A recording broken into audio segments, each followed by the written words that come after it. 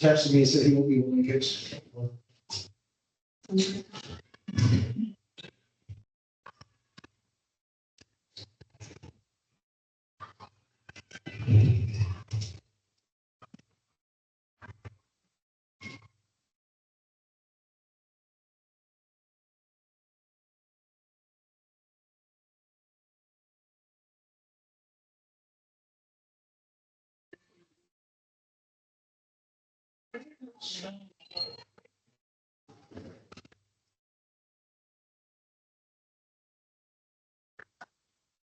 There have been a lot of kids bringing their phone and checking them to the office.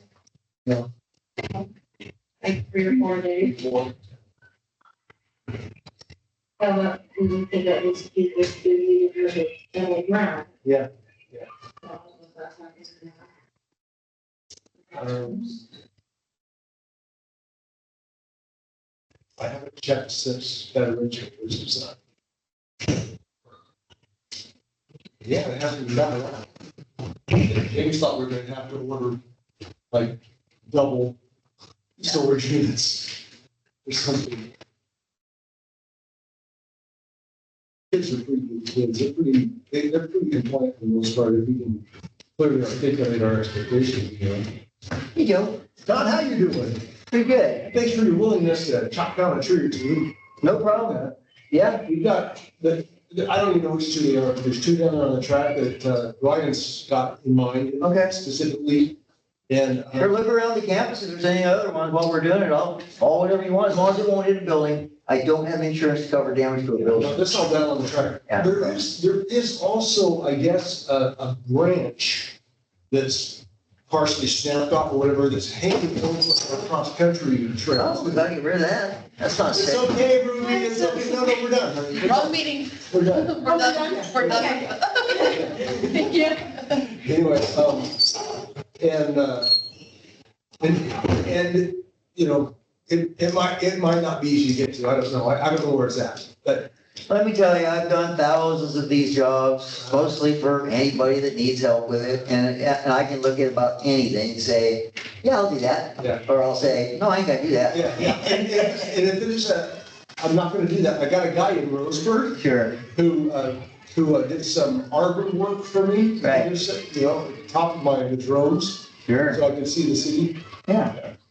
Yeah, there's certain things that you don't want to do because, you know, there's a risk of getting hurt. Yeah, no, Or absolutely. hitting a building or Man, something. you're right, I mean, Yeah. You're right. Thank you. The trail looks pretty shady. what's that? The one on the nature trail looks pretty scary. Did you stop? Yeah, I it's walk not- down there every day at lunch. It's like, it's a big, huge branch that's stuck way up. Oh, And the oh, trees all over. oh, really? Oh, so it's not gonna be an easy one to get to. Got trees, I don't think so. Well, I'll look at it and, you know, I do all kinds of stuff, you know, I'll put ropes in them, pull them with a rig or whatever. I mean, I'm not gonna do something that I get hurt doing, but, you know, there's different choices you have. Brian knows what's up. Brian knows what's up. I told him when I saw you tonight, I'd Yeah. connect the two of you and. Yeah, I told him too. I actually sent him an email. He emailed me. And I told him, just give me a call, and I gave him my phone number, and then I got an email from you, so I can arrange a time with him, whatever, you know, we can, whatever he wants to do. Appreciate that a lot. No problem. It's, once you do something all your life, you know, it gets pretty easy after a while. It's like. Yes, sir, I know that too. Yeah, it's true. It's true. So you got your cell phone policy all written up, huh? I think the wording's really good. It's pretty gentle. I don't think it should offend anybody. Enforcement's been really. Easy. Yeah, actually, students are pretty much, wouldn't you say students are pretty much self-enforcing? They really are. Yeah, Perfect. they're like, oh, I'm never on my phone, just bring it in. Yeah. Yeah, I honestly, now, I'm not James, because I mean, that's his role, but I think I've only heard of one cell phone in-class situation. And it was a forgotten cell phone thing, and it had some special circumstances, the kids kind of special. Right. But, you know, light of all things. People are gonna forget sometimes. I mean, Oh, yeah. you can tell if it's a student that's a problem student and they're being cocky, that's different than somebody goes, oh my gosh, I forgot. Oh, no problem. Just hasn't been an issue. Cool. I think the strides we took last year in that direction would help. The students already knew It was coming. something was coming, or maybe, but it's just almost like a natural step to what the governor asked for, what we were trying to do last year, even though that wasn't designed that way. But, it almost seemed that way. It's all said and done. Yeah, I agree with what Mike said the last meeting. I would prefer all these kind of issues be in the hands of the school. I mean, I just don't think that is the governor's business. And, yeah, I can't help it, but, you know, America was based on local government taking care of anything it can. And I think we could have taken care of that ourselves without her help. I think we're heading in a good direction. Like that. Yeah. When you say we had that many problems, in my mind, I go, we broke their spirits enough that they're, honestly, that's how I kind of feel about these kids coming to school right now. Like, and we've broken them enough that they're compliant. Oh. That's what I It's like a good horse. Yeah, that's exactly how I feel about some of these kids. They're like, what else can they take away from me? I'm pretty broken too, Laura. Yeah. Can you tell? It's kind of sad. Oh, no, I think that, I think you're probably right with the COVID stuff and the mask. I think the whole Exactly. idea was to break They all. know that things are taken away like that, and stuff has been taken away like that, and these kids are just like. Yeah. With puppies. I think it's sad.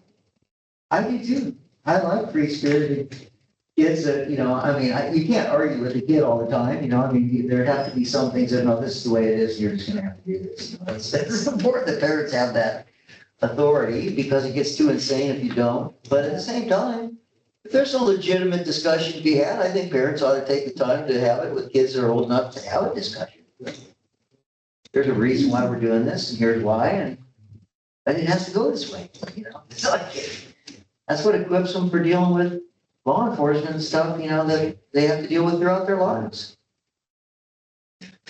I saw, or I heard on the radio this morning coming in, that they're now looking at, the federal government's now looking at banning cell phone services in penitentiaries.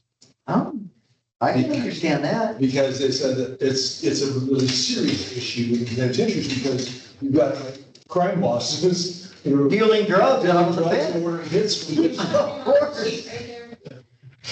That actually has always been happening even before cell phones. Yeah, yeah. You know, there's crime bosses that have been running business out of the penitentiaries for years. They said so many of them are isolated now. I mean, the actual prisons are so isolated. Sure. That it's gonna be something you can do very easily. Right. But it's interesting to me, you know, they said that's like one of the top commodities in prison is a cell phone, you know. Cell phone company. I can see why. And they're talking about tens of thousands of cases annually, cell phones. Oh, I bet. Yeah. Yep. Anything that you can imagine human beings are doing somewhere.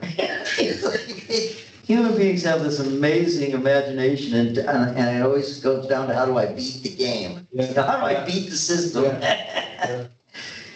We're like a bunch of kids, you know? Oh, we are. Beat the system. Oh, absolutely.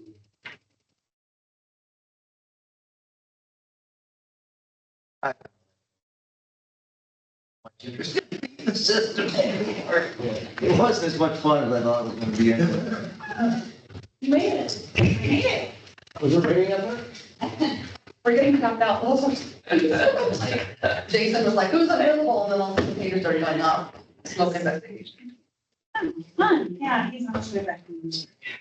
So we don't have Rebecca anymore. Huh? We don't have Rebecca anymore, so we're gonna have a quorum issue if we're not careful. Are we ready to go? Huh? We got somebody ready to go? I've got to use the restroom. Next person who shows up from the public. Clint said, I think Clint said he's not gonna be here. Well, it's not gonna be here and I got a message from Mike, yes. Yeah, I got a message from him. Yes, okay. I know they're going twice. So. Yeah, okay, I gotta use the restroom, sorry. That's what I say, it's a bad meeting.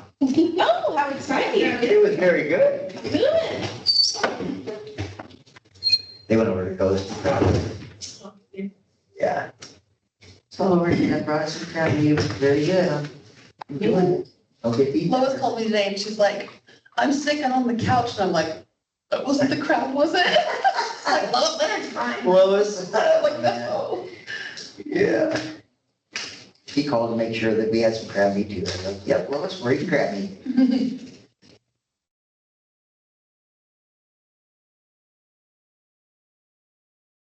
I couldn't get the vouchers to pull up on my phone for some reason. It's fine here, but. We're still going through UVF for our, audit. He sold, wait, the company 2 years ago. a few years ago. And they've had a lot of, employees leave. It's Ash and her husband are the owners. And they live in Texas. They come out here for 3 months to do the audit, like physically come. They were here last Friday. So last Friday. Are you still going there, Tom? UVF? What's that? Are you still going to Oakville Valley Financial? Oh, yeah. No, I actually singled that on my granddaughter. We left it alone with Spindle and Desiree. Desiree. Yeah, we changed over. They weren't really giving us very good service, although. They weren't giving us. They did for years. So I'm a little concerned because they were good for a long time. And then after this, it's been, after they sold it, it's been not great. And I know a few of the people that left said they left for reasons that, like their conscience couldn't let them do things. So I'm like, Yeah, they had some issues and some clients were unhappy. We weren't very happy. we weren't happy either. So, Yeah, we did make that change. I'm not saying I'm recommending that the school does, but. no, I'm not either. I'm just saying that Oh, yeah. things have changed there. Yeah, I You know. guys I both have asked students about it advisor? too. Yeah, I asked them about it too, because I heard they had some turnover. They said this year, last year, they had a bunch of people. And so this year, they said that, I'd ask about them on their team, and what they're gonna give us this year. But they were questioning it last year, to be honest. But this year, she said they've got a good team, and I've been able to, everything that I've had to do, they've been on the ball this year. So, and we were the first school to have everything in 2 weeks ago. Right? It might be fine. I'm just, Yeah, but it's on my radar. I guess. yeah, as long as we're getting good service for the school. Yeah, for schools, there's a new audit company that just got created last year. But they're still pretty new. There's not very many school auditors out there. Well, Steve has always done a really great job with everything that he did. Yeah. So, I'm hoping that Ash can take it and continue on. And do what?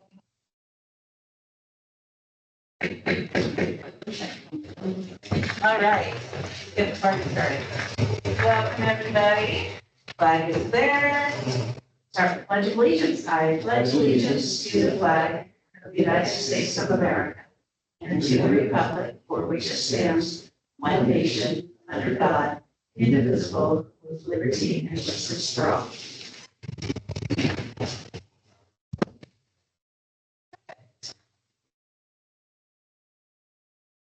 First order of business is approval of our agenda.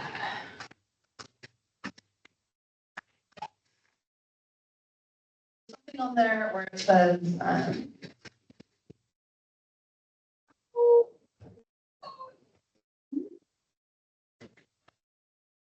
where James Ellis, the varsity head basketball coach, it needs to say boys varsity head basketball coach. And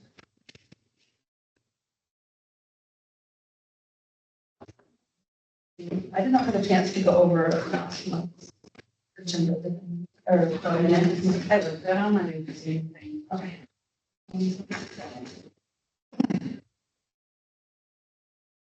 Rick Gilbert's always really good at that. I move that we approve the agenda with changes. Seconded all in favor? I did on purpose. Okay. All right. Public input. Oh, I always skip that. That last one. So the charter board just held their meeting just prior to this at 5 o'clock here in the same room. We had quite a large group actually. I think we still need one seat, maybe 2 seats, a board seat and a parent seat still be filled. But we had a chance to listen to students, a student talk about the start of his year. I gave a brief rundown on some of the things I was going to be sharing tonight at this meeting, and we harassed the new officers. That was about the extent of what we covered. We were down about 35 minutes, and we did talk briefly about the fact that the work that we're doing on the charter's contract with the school board is in the final legs, and we're trying to set a date for that team to get back to do the work, to finish it, so we can send it out to OSBA. But we're still about 6 weeks ahead of schedule. And Rebecca moved from a district board position on to Yeah, she applied to be a charter board member, she's now a member of the charter, staff. a voting member. That's great. Especially you could be employed by the school and still be on the charter. Yeah. Perfect. Yes. Yes. And Rihanna is here tonight, so everybody knows, because she has indicated a willingness to serve here with us in Rebecca's position. Excellent. Yes, we've just got to get all our ducks in a row on the proper way to do it. But either way, Thank she you still for gets to coming join in the down. fun tonight. Thank you. Yes, we have to post the position for 20 days for board policy. And the next board meeting officially. sign. So if you accept the resignation, if you accept any applications, we open it up, put it on the website, put it up on our newspaper, put it on the radio board, and put it on Facebook. And Then we do an interview process, is that correct? if we get more than one, then we, or it can go, We have a deliberation. yes.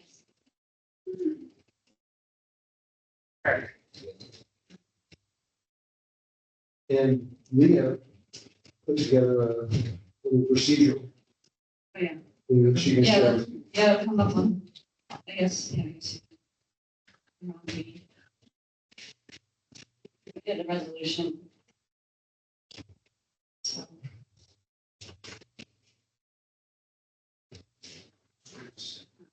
Oh, it's under action items, B, Discussion items. Discussion items. discussion items.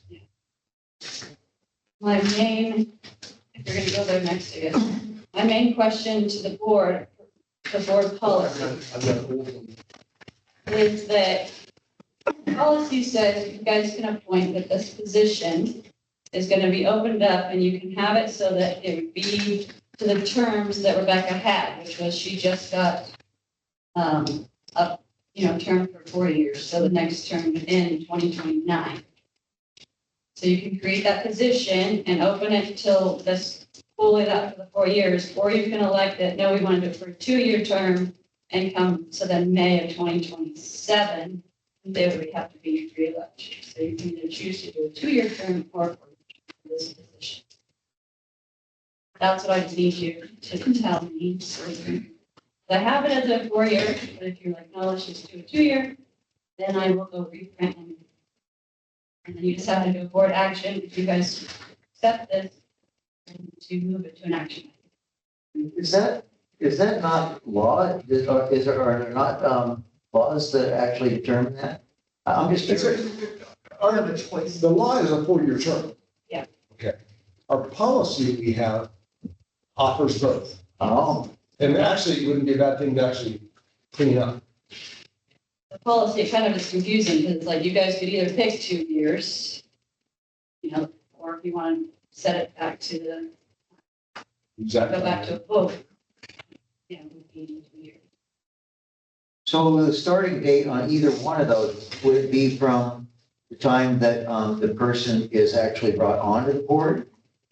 Or would it be from the time Rebecca's term started? Rebecca's term. She was just And she was reelected. just reelected, meaning there's, So our choices, we could either say this person will be appointed until, for 2 year, until the next 2-year election can come up, or they can go to the 4-year election. Which was that, because we have like 4 and 3. Like, So is that? every 2 years, so it's like we do 4, and then 2 years later we do 3. So would that unbalance us? Yeah, Just that's, which one? yeah, that's what I was gonna ask. Oh, that's a good question. So like, is it on the 3 one where we would have like 5 How many did we have? members, the two members like we had? They didn't let me, you changed the term to 2-year term because of that very reason. Yeah, because then we could potentially have 5 new board Right. members coming on at a time and 2, So we had 4 this time though, right? 4, and then the next one was Did 3. yeah, because it was Charlie for sure. Clint, Charlie, No, I wasn't this. Val, No, for Charlie. Charlie, Charlie Sawyer. Rebecca, Charlie, Valerie, Alex, and and, Clint. 4. Yeah, So so if we did hers, move it over. it wouldn't be that. it'd be just the different 4. Yeah, so it's a 4, so it would be, That's a good So it'd question. be 4 and 3. so then the 3, then it would be 5, 2, so. Right. I would do this. Some elected positions, I'm not sure which ones, I think a lot of elected positions, if you get appointed because someone resigns or dies or something, it's a requirement that the next election, you run for election. That is a fairly typical situation, I think. I think it's that way for senators, representatives. I don't think you get to run the guy that resigns full term out. You got the next potential election for that position has to be the one you run. I'm pretty sure in school, it's different, the school board. And the fire board, it's different. It is different on these district boards, yeah. Our actual policy here though does kind of offer two different paths. And it's something that you may want to look at examining the language behind in the future. I If mean, you keep the positions in the same election cycle, you can take it out. So what does the election mean to say about it? I'll get to the office. This is what like the policy. Well, because they're the one that dictated in my circumstance what happened. It's through the election office that dictated what happened. Not you Yours guys. was during an election period. So that was that. That was the end of the second term. Since this is the board, we appointing, they have to follow their policy on how long they want the position. In So the it could be just somebody to fill in until the next election cycle, or it could be someone to fill out the full term. Right, that's our. And I think it has to be a unanimous decision for appointment, I was thinking. It's just by a majority vote. In the basic spirit of the public meeting laws, and, the idea of why we have these laws is to keep, people from collaborating in such a way that they can take control of boards. So in the spirit of that sense of organized boards like this, it would make more sense to cause them to have to be elected in the very next election so that somebody could run, get elected, quit immediately, cause an appointment that they knew that position would be filled for 4 years. You know what I'm saying? It's like, you could take over a board pretty easy with the right people resigning at the right times and bringing some and other people in for 4 years. You could really lock it up if you were coerced or coordinating or whatever, collaborating to do. And people do this. I mean, I've been on a couple boards. I've been through some pretty unique experiences with boards personally. So I'll just tell you that this is an issue with some boards. I don't think it's an issue here at all. Was that policy B? BBE. Yeah, so that's policy BBE that we should take a look at.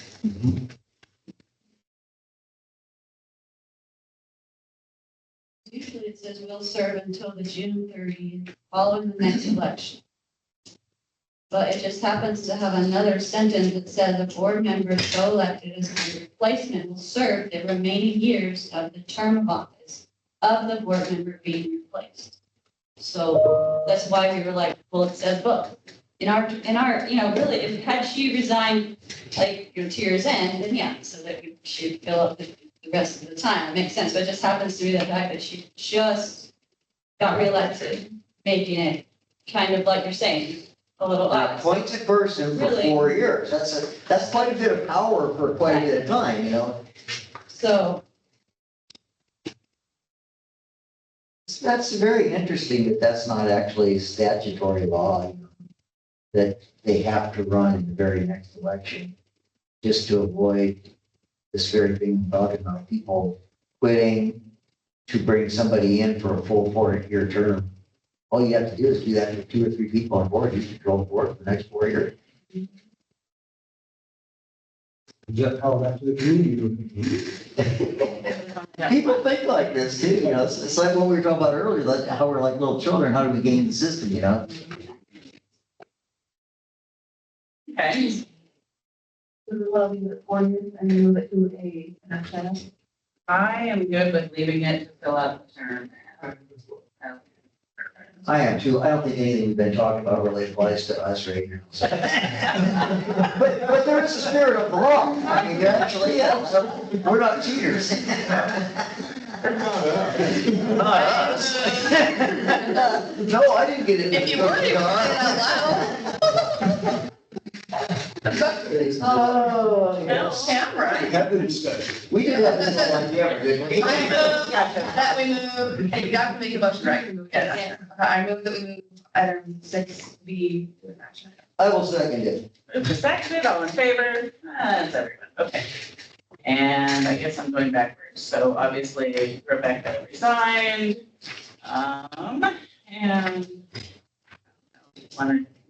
did everybody read it, or do you want me to read it? Here we go. The document itself? Yeah, No, if you click on it, I think we all kind of knew she was sharing it with us anyway beforehand, but. Yeah, there it is. Ditched us to work for the school, how rude. Exciting for her. we're nice.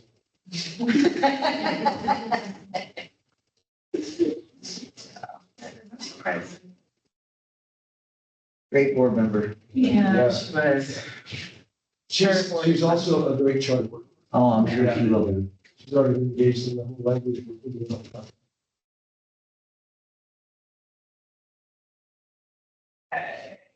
While we're on this topic, though, I suppose, Rhiannon, did you have any questions for us?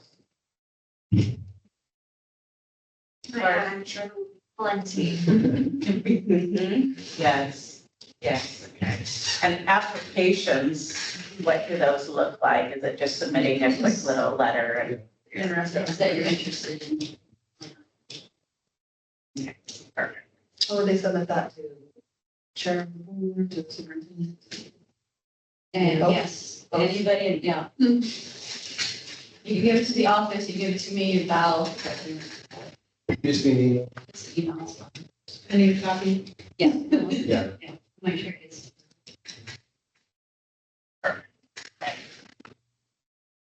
Oh. Moving on, C, seismic punch list. Okay, so, we've been putting together a seismic punch list to complete the project.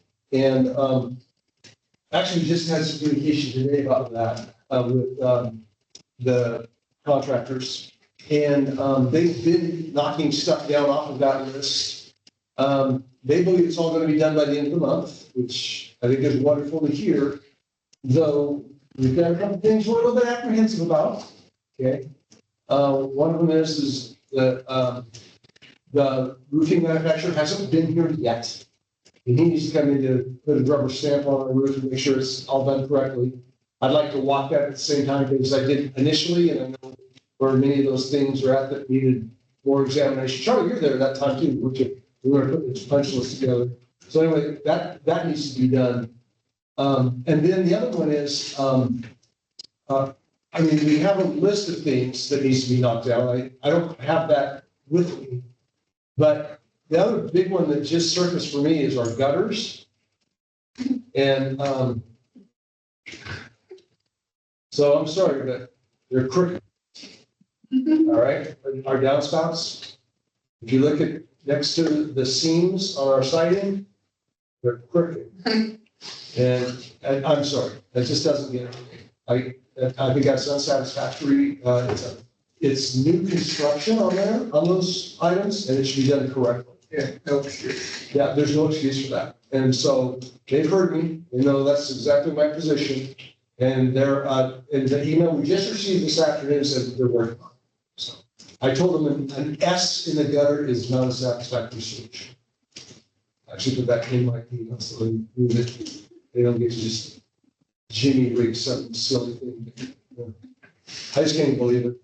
I'm sorry. I'm not usually that way about stuff, but that's one of those visual things that I think any member of the public can come in and look at it and go, seriously? I mean, I did the first day I was here after the project was done. First thing I noticed it was crooked, and I don't have that keen of an eye. Yeah, that's right. It's railing on the So did they come out and say how much the warranty is on the roof, how long it is? The warranty on the roof? I haven't spoken to anybody, Joe, about that. But the good news is our patch job that we had done over here didn't leak. And all that rain we just had? Okay. Yeah, so that's great news because we got that done for a summer. And then I had a question about, so originally that was supposed to be a membrane roof. But Right, yeah, so- they put up there with a roll roofing, and Right. there should be some differential in the price, because we talked about the 2 layers of membrane or whatever, and how it would last longer. Yeah, there And now was, there's roll roofing up there, and maybe it's some kind of system I'm not familiar with. yeah, so I asked about that because you had asked me about it and I actually sent an email. And I'm sorry I didn't include you on that. But they replied saying that what they put up there is what they determined was supposed to be put up. Now, I told you when we had the conversation before, I didn't remember myself. That's why I went back to ask that question. And I'll find that email, Charlie, and forward it to you, so you have their response, okay? Yeah, rolled roofing is about the cheapest roofing you can buy. It's what you put on outhouses. But it works, I mean, it works, but pretty cheap. $1.46 million, you think you'd do a little something different? Yeah, and those membranes are actually a more expensive way more expensive way to go. Yeah, and so that's the Well, thing, I is that- think Trevor, I think they said the membrane is under the roll. Oh, there you go. Yeah, No, that's, that's just operating off my recollection, which is lousy, okay? I seem to recall that's what the comment was that I got back in response. But I'm gonna find it, Charlie, and I'll send it to you. Okay? the biggest thing will be the warranty. Because the original conversation, we opted for the longest lasting roof. Right, well, I remember the response to warranty was the roof we have on there is the long one. So it's 25 or 30 years. So, That's why we need him to come out and they inspect it to make sure that they would, and they have our warranty. Certified. They Yeah, certify yeah. it, then everything's, after they certify it. everything- make sure the warranty stays in that. Building looks really nice driving in the entrance, looking at the whole picture. if we go forward with any more seismic upgrades, I'm hoping to get similar siding on the other side. We just don't like that. Looks uniform. It looks good though.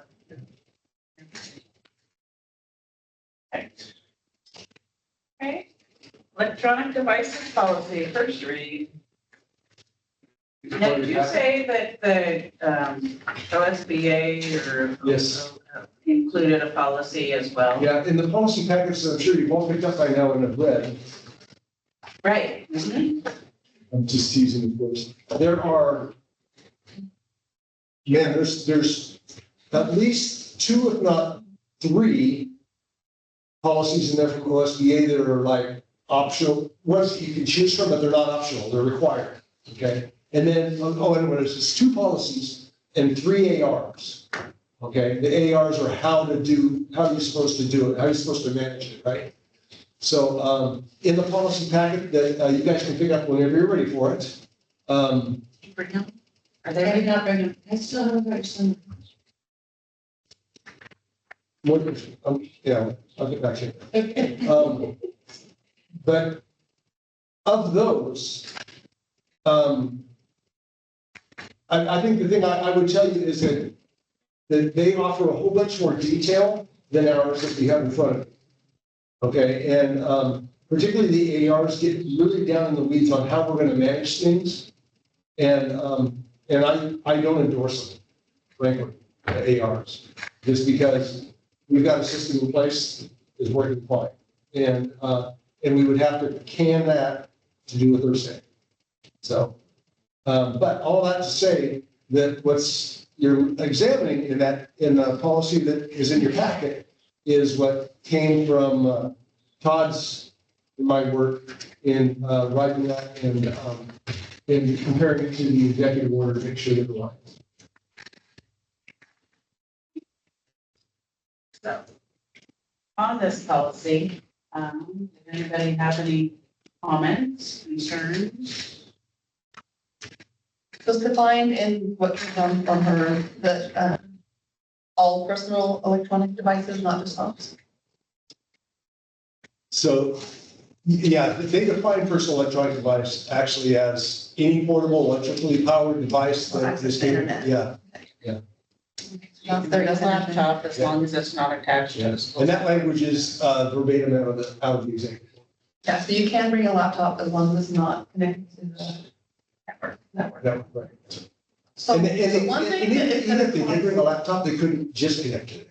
yeah. So one thing that is gonna cause a problem, I know, is the seniors, when they do their scholarship stuff, they cannot use their school email for their scholarship stuff. Yeah, so we're working on that, actually. We're actually working on ways to get some cell phones, school cell phones for that use. Okay, Now, there's a couple of places, not just in the senior projects, but also with FFA's projects.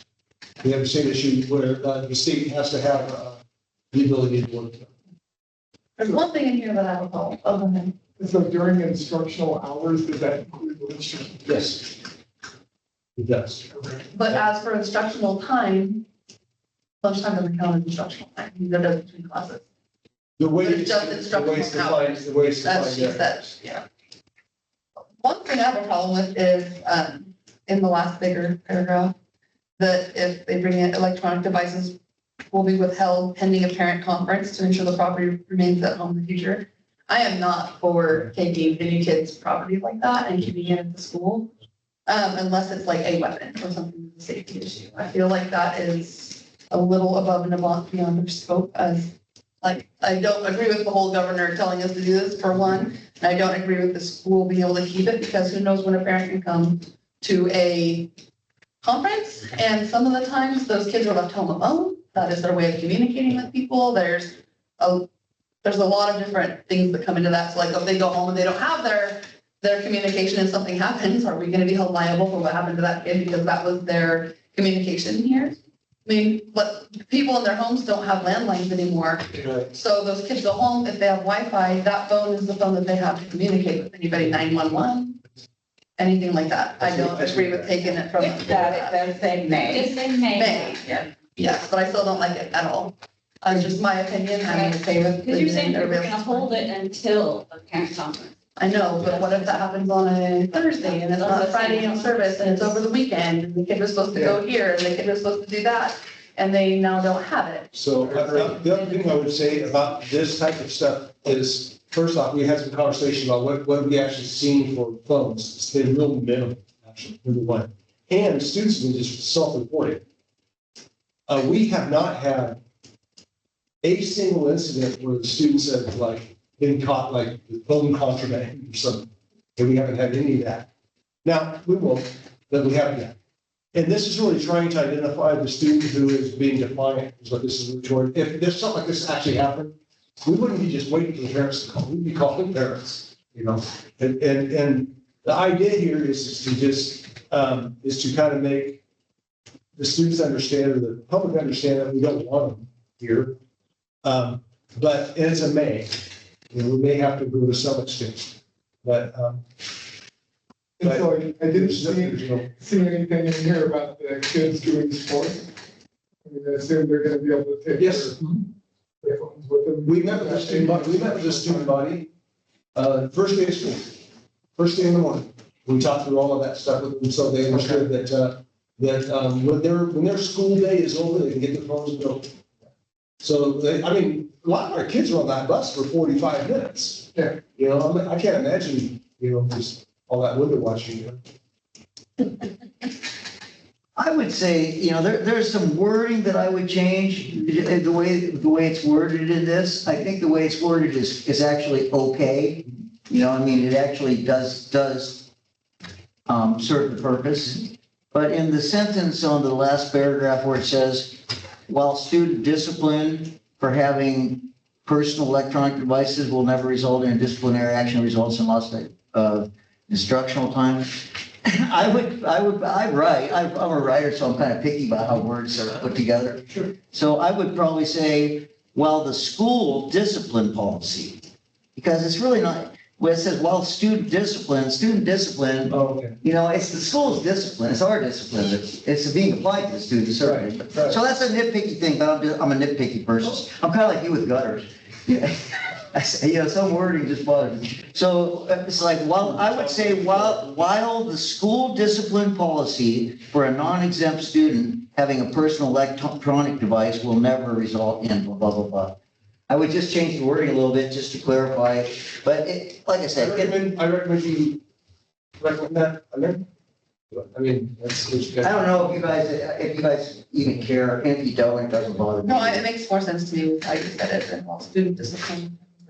It's our Well, I discipline guess we were policy. talking about. But but everybody will read that and understand exactly what it means. I mean, it's not like the meaning is lost, but yeah, I would just say while the school discipline policy, I agree with you, Todd. while the school discipline policy for a non-exempt student having a personal electronic device, and then the rest of the sentence. It just kind of nails it down. There's a lot of things that keep me up at that, that will be one. So, no, I totally hear you, and I can see exactly what you mean, and I think that's better wording.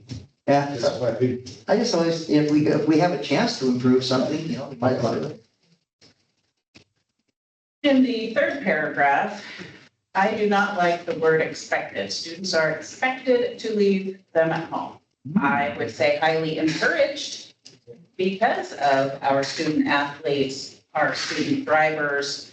As a parent, my kid's driving, I'm sending them home. So I know can't make it to school. Right? So I don't like that word. I would like it to say highly encouraged. And then in the next sentence, if they inadvertently bring one to school, I think we could just get rid of the word inadvertently, because I could guarantee you if my kid were still here, he would intentionally bring it to school. You're like, I told her, this is not inadvertently. So, yeah. Great. So if they bring one to a school, it must be checked in at the office, I think is sufficient. I agree, Rob. I think those are both good changes. Yeah. Then when it says, when the student surrenders their device, they will note the time it was delivered. Is that something the student notes? Yeah, no, the office. Okay, so that makes it sound like the student is noting the time. The office will know. The office will, yes, you're right again,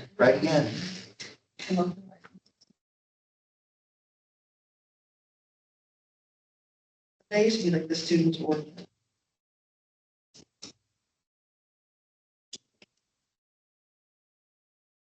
When students pick up their electronic device. You'd have to change a little bit more the way the sentence reads. You'd have to say, when the student surrenders their device, the office will note the time it was delivered, mark the corresponding storage location on a check-in form, and then the student will turn off the device. The student will turn off the device and leave the device until they leave school that day. So we're basically saying the office is going to do certain things, or the student's going to do certain things. Yeah, and the next sentence is when they pick up the phone, it'd be easier to say when students pick up Yeah. their phone. I'm glad there's other nitpicky people here, Bill. No, this is good. This is good. It should be done right. Are you getting all this, Donna? I do. I knew you were.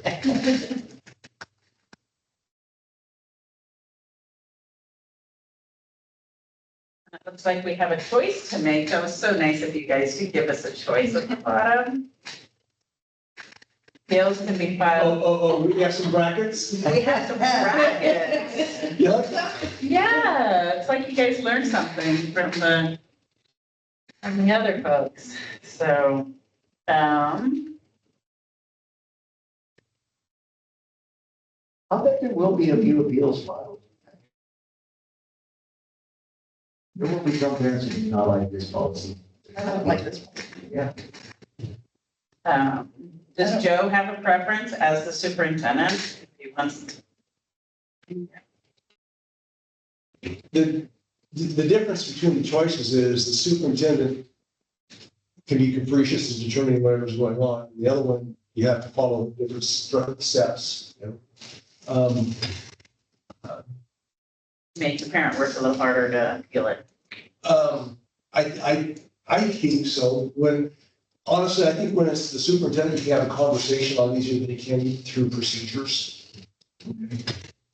And I think, one of the things that is in this executive order that we're not discussing, we haven't discussed much, is that there's a space in this law or executive order, not law, place in this executive order for exceptions to the rule. Okay? Like there was some mention about a young lady who has one in her backpack. She's a special ed student who has a whole series of significant issues.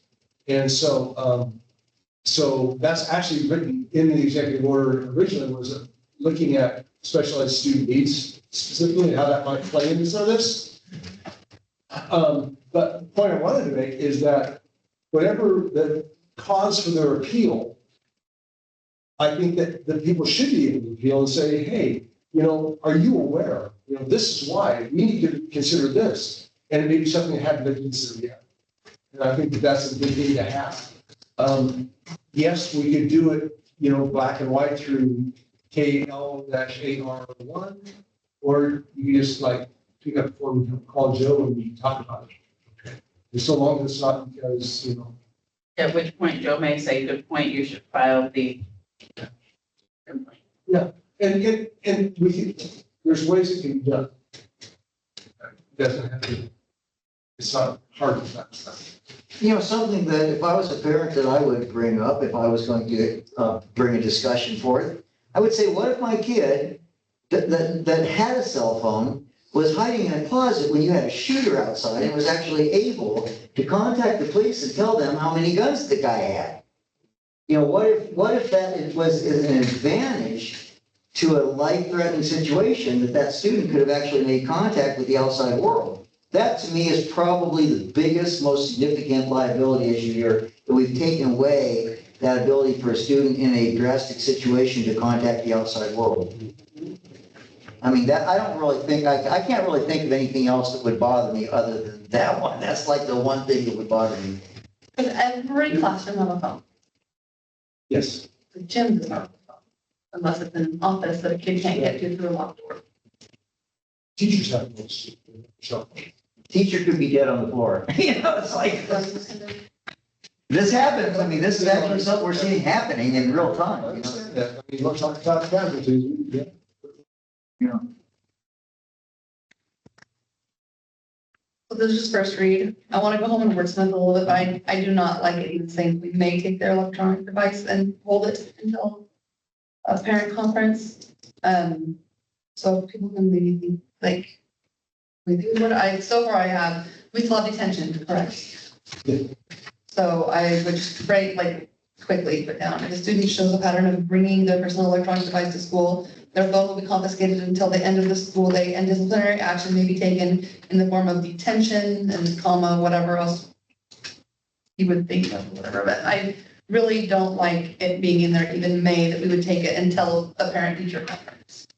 Because so many of those kids rely on those phones as their source of communication after school, when they get home and on the weekends. And that, just because you call a parent doesn't mean they can make it to the school for a conference. They can be, their job schedule or something might not make it possible for someone to get there, so.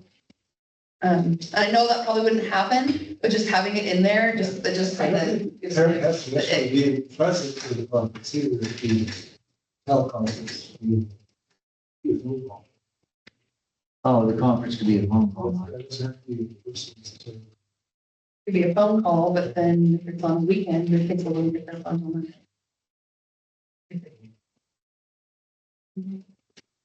Oh, that's why we did the first week. So Yeah. You kind of think think about what they feel about it and. Yeah, because you're only talking about one incident here. So if a student has a pattern, that's a series of incidences. But the actual removal of the phone is only one incident. So, you know, if there's been a pattern of disrespect or disobedience, it doesn't have to be solved in one incident, which would be the taking of the phone. It can be solved in something other than a single incident where we remove the phone.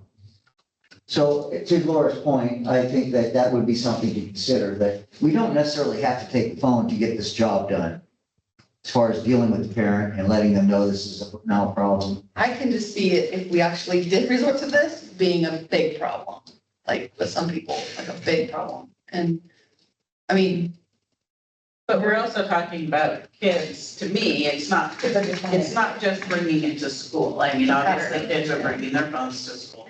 It's that kid who doesn't turn it in at the office. He knows that you're supposed to turn it in. He brings it to class. He's playing on it throughout the day. He doesn't have, and he does this, you know. but the first time it's A seen lot. throughout the day, the teacher should take care of it. It should go to the. Yeah, but if this is every day, I really believe what this is trying to address is a student who is actually just defiant. Yeah. Okay, I don't think it, like I said earlier, we've had some students who have brought their phones several consecutive days. That they're responsible, oh, I forgot, I'm turning it in.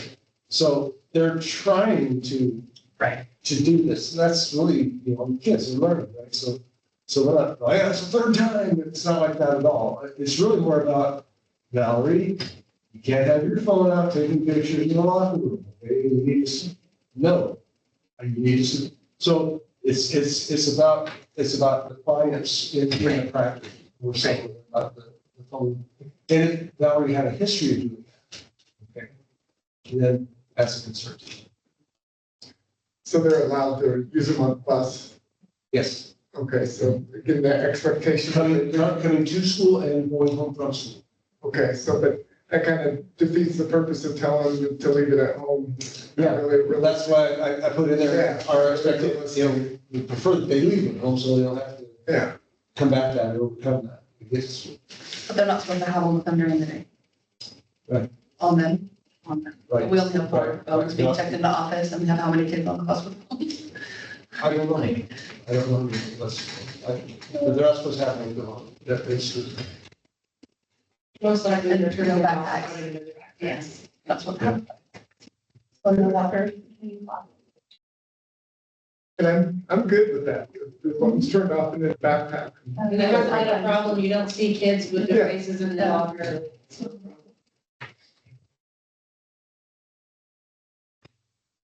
Okay.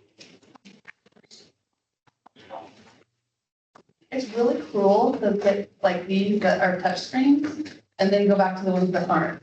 I was like, I don't know how many times I'll be like, Oh, I know. like, I know. oh, yeah, Yeah, I do that too. I do that. we're all old the time. dogs. I did not bring this up, ahead of time, and so maybe I might, you might prefer me to bring it up as on the director's reports rather than in the discussion items. But I would actually like to have a discussion with the board about a subject, so I will let you guys choose whether I open up the discussion topic at this time or introduce it at the director's report. I would say let's introduce it at the director's report, and if it requires additional discussion, we'll put it on next month's agenda. How's that? That's fine. All right, I think we're on to the superintendent report. Okay, I got a handful of things for you guys. Okay, so the Oregon Health Survey is coming out and it'll be distributed between October and December, okay? Now, this survey, schools are required to address and distribute to their students in their community. And if you would scroll up to the next page, oh, maybe a few more pages past, but there, no, thank you. With it, we are given permission to include with this survey a notice to parents that if they don't want their children doing it, they just fill out the survey and say, or fill out the waiver and say, we don't want our kids doing the survey. The survey is 56 pages long. It covers every aspect of drugs, alcohol, tobacco, sexual orientations, and all kinds of personal inquiries for students. I think grades 6, 8, and 11 are who this is given to. I had this, we are going to give this information to the community so they can make an informed choice on whether they want their kids to take the survey or not. And I had Donna turn to this page so you can see the second question also. Laura could say, Cam, I want you to take this, and Cam can get into the thing, and on the second question say, I don't want him, and just say no, and he's done. Okay, so the students can opt out of it. The parents can opt out of it, the student can opt out. Okay, and like I was telling the charter board when I told them about this, and it's 56 pages long. Frankly, as a high school student, I would opt in. Anything 56 pages long, I was opting out. I didn't think they were bad questions, though. I did read through all the questions. I thought, well, that would be interesting information to know about this. And I don't know if we get a report about our student population or not. We do not. It goes into the state's pool of stuff, which is another one of the reasons why I think it has less validity for us, because we're not even a notion. Right. So do the parents get to read the questions? Yeah, they can. That's about the same. Yeah, I went through it. Looked it up and I was like, oh, That's what that attachment is. If you keep scrolling, it has a question. So just wanted you to be aware of that. And so, it's September. This is going to open up in October, and I just wanted you guys to have some awareness on it. We are required to offer it. Yes. We are legally required to offer this. Yes, survey. sir. I'm going to pass my division 22 by God. So Smart Sheet, I think you can blow this up for me if you don't mind. Okay, so annually I have to report to you with regards to the student investment account, what our plan is and what we're doing inside that. So I have to respond to these 3 questions annually. The first one is that as you review your progress markers, overall reflection responses, and reflect on an implementation plan, how do you see your progress contributing to the outcomes and strategies in your plan and your longitudinal performance growth targets and local option metrics, okay? These are goals that were set before I was here, okay? But, so basically what I'm explaining in our annual progress in regards to this reflection is, was that in 24-25, we changed, I'm sorry, I should just read it. Sustaining this design in 24-25 promoted better attendance rates this year. We also found that having so many elective options, very few upperclassmen opted for partial schedules. They opted to stay on campus and take electives. One challenge we found with our design is we are spread very thin. The additional electives options make class sizes very small, and that was forced that has forced us to close some sections. And that's just in response to this. And that question is really talking about our master schedule for the most part. The second question is, where have you experienced barriers, challenges, or impediments to progress towards your outcomes? And so our response to that is we're trying to offer meaningful CTE elective options and college credit. While these 2 tracks do not have to be exclusive of one another, they do create challenges in small school schedules.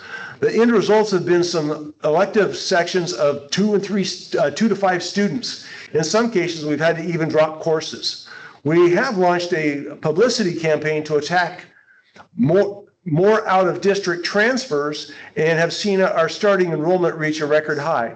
Those Correct. Attract, not attack. attack. I Not said attacking. campaign to attract, it should say attract, it says attack. I read it. Wait, to attack more out of school. Yeah. I read it just as it was, didn't I? I did. Scared me for a Oh, second. I really? My writing's not so good, but my reading, okay. While those numbers are spread over the K-12, I talk here just about how we have record high enrollment this year. While those numbers are spread over the K-12 spectrum, we do have some growth in our high school enrollment, and we're hopeful this will help fill some of those classes. And so that's one of our challenges. We're just kind of spread thin. And then the third question was review actual metric rates compared to previously created goals. I'll just keep it simple. Describe how activities are supporting progress toward targets. If any shifts in strategy implementation are planned for the future based on any current progress, include specific metrics and target types for reflection. So for the second year in a row, we've made significant impact on student attendance. We reduced our chronically absent student count by 9%. We increased our overall student attendance by 8%. We're also pleased that every one of our freshmen are currently on track to graduate. Okay, and that's actually an outstanding statistic. But anyway, this part of the SIA report is to respond to what our goals are that are in our integrated plan. And this is and I'm required to report this annually before we send it to the state. And so, we will change a word in that document before sending it. I want them to know we are not attacking our students. Loans or no loans. We're not attacking students.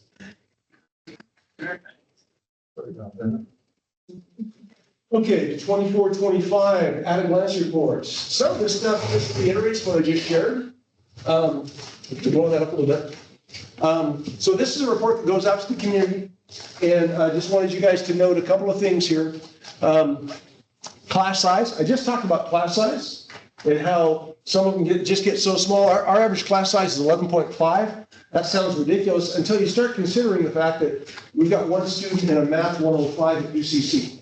Okay, we have to make a section for that. Okay, and those things just start, chiseling away at the overall thing. Oregon's average is 23. We're at 11.5. Regular attenders up 8%. We're currently at 70%. The state average is 67. I'm kind of proud of that statistic, and I think that's only going to get better. On track to graduate. I just talked about this a moment ago. They will only score as high as 95%. They don't ever show a number higher than that. Our number is actually 100% in our on track to graduate. This is also statistically the single greatest indicator of high school graduation success is how well the students do as freshmen. And then on-time graduation is up 2%. I find this one kind of funny because, as you guys know, one senior is all it takes to change that about 6% in any one direction. So in this particular case, we're up 2%. 5-year completion rate hasn't really changed. We're still at 86%. College going is slightly down, but not enough to even give us a number. We're right around 44%. Okay. Yeah, and I would not necessarily consider that a negative. Yeah. Especially if some of our students are taking classes that help them go directly into the workforce. Yeah. Yeah, that's. Yeah, exactly. So this is the Division 22 report. This is where Joe whines. I really don't like this job, this part of the job. This is a report where I have to go through, just scroll through this thing, John, just for Joe's pitiful sake, okay? Just look at this thing. Okay, so every one of these, you can see, is backed up by a public law. Okay, this particular one is human sexuality education. Okay, so then it says what they expect from us. Then I tell them what the board policy is, and yes, we're doing it. We are compliant, and it goes through 15 pages of these. Okay, last year was only 9. Now it's up to 15. If they're making things simpler. For the last 2 years that I've been here, this has been no problem. Compliant. This year we will not be compliant. We will be out of compliance. We have one of these that snuck up on us that we missed, and it's in regards to what they were called essential skills. which is where we have to have evidence that students are displaying essential skills in grades 3 through 8 and 11. And there's part of that that we do still, but the public law, 5 years ago, they withdrew schools from having to do it at COVID. They said, you no longer have to do this because of COVID. They put it on hiatus for 4 years. Right about the time Joe retired. Okay? I had no idea that this was coming back, that it came back. We didn't do anything with the last year or the year before. Anyway, and so then I'm reading in here that we should have had something in place last year. We did not. Well, we're changing that. We have a plan and it's already in motion. We met with the staff on Friday on how we're all doing it. So all the state does whenever you have a no in that far right column, all the state wants to know is, well, what's your plan for fixing it? Oh, we have a plan and it's in motion. And it won't be a problem to fix it because the staff is done.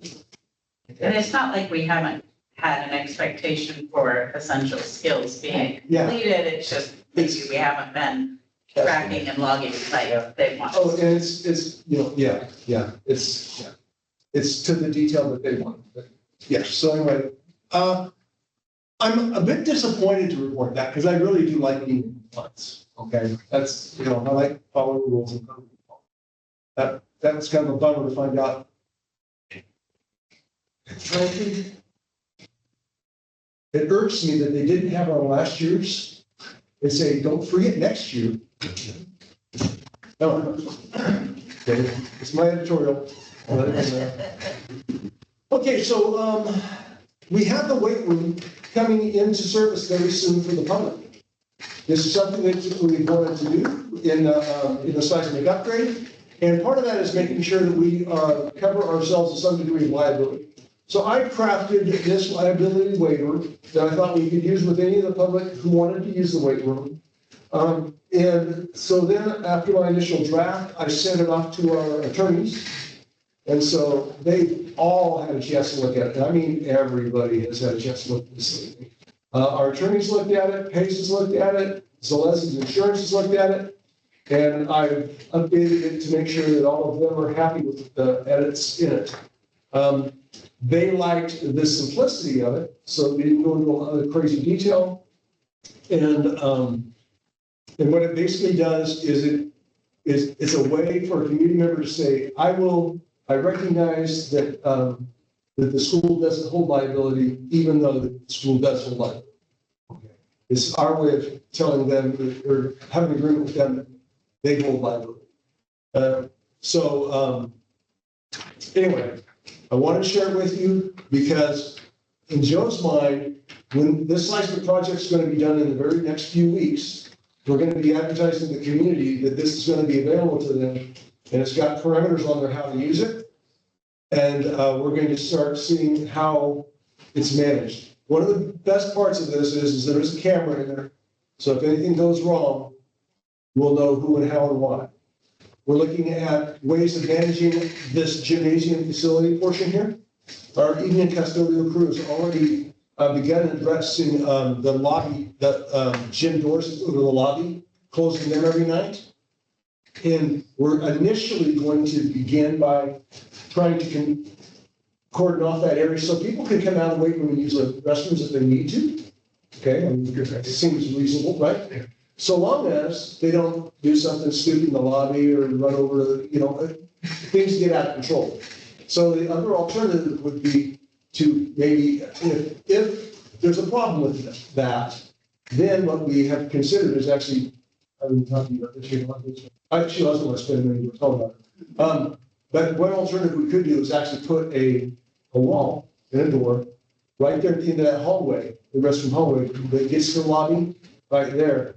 It locks, it stops them from getting into the lobby if need be. And then they can still access restrooms, but then we don't have to worry about any nonsense in the lobby or the areas up there. We're going to live and learn and find out how it goes, but we want to try to honor our promises to the community with regards to giving them access to the gymnasium. So, I want to make sure that you guys had some information about that this evening. I have a few questions. Yes. So allowable access on weekdays doesn't start till 6 PM. How did we come up with that number? Because that's when practices are over. So, We have basketball now. Basketball later. But we aren't usually using the weight room. I mean, not that late at least. I can bet that with James again.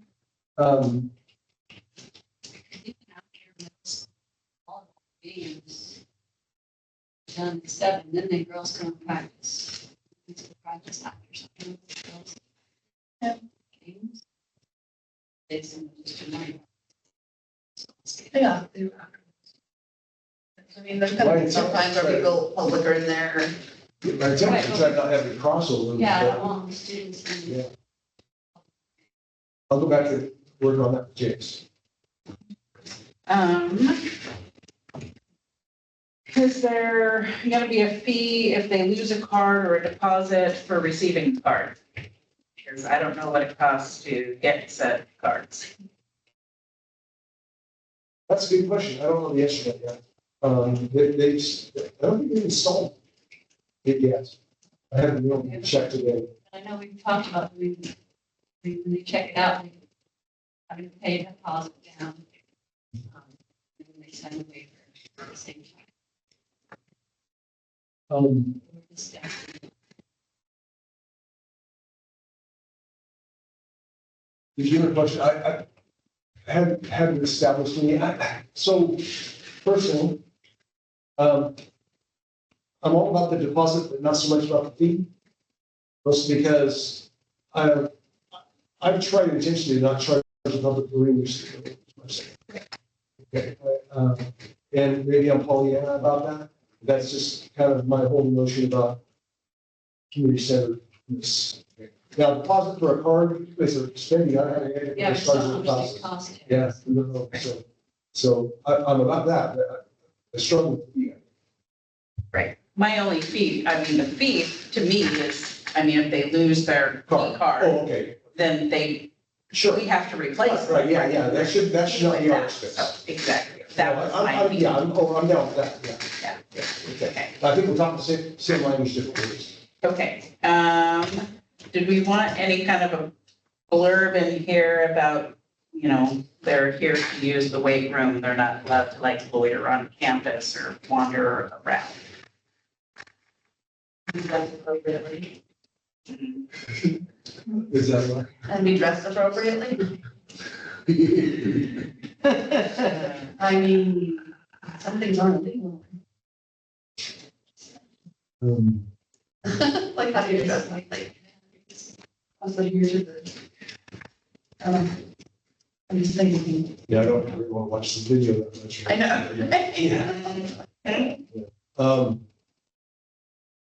Not, that's a really issue. I mean, one of the attorneys mentioned the overlap, but of students to community, but not the mission, but just literally on campus. What do you think about that? Okay. And my last item is, okay, let's say I'm coming here and I have my key card and I'm with my friend who also has their key card. Do we both need to scan our cards so that we're known? Or can one of us scan and we both go in? So, I think one person scanning is fine, because the truth is that you two both go in there, and she's causing a bunch of trouble, okay?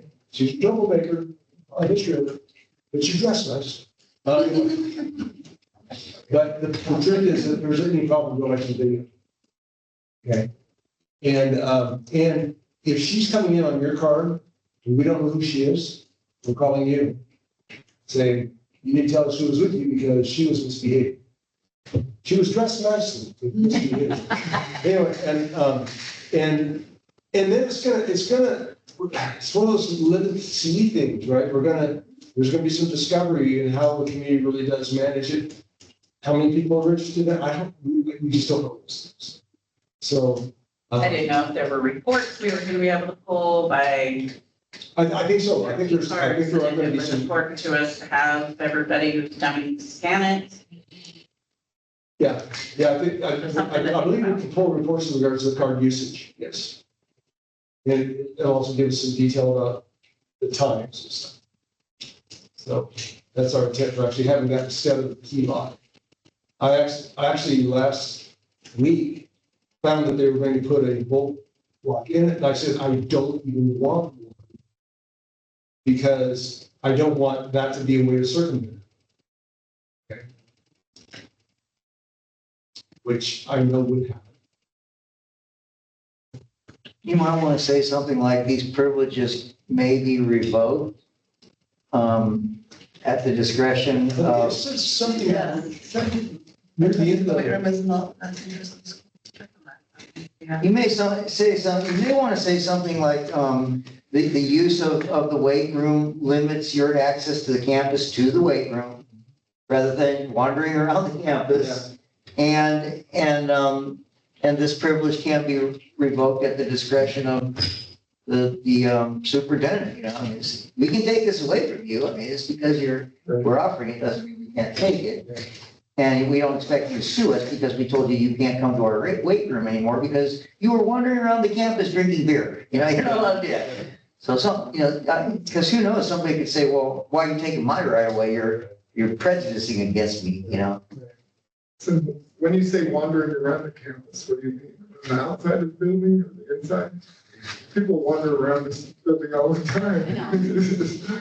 Which I mean, as I'm thinking about it, saying, okay, well, sometimes you want to cool off after maybe you lift or you want to warm up beforehand, so walking might be a thing to do that, which is great. I guess it's just more, you know, gazing in windows and loitering and that kind of stuff. That's Trying on windows. right. That maybe. Anything can happen. I mean, we got people on drugs in this society that do weird stuff, you know? It's something to think about. There's,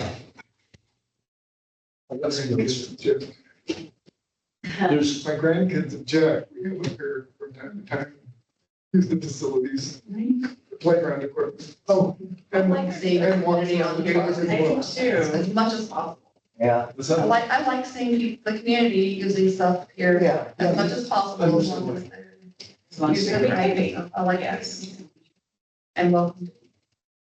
We have cameras on the campus in different spots, don't we?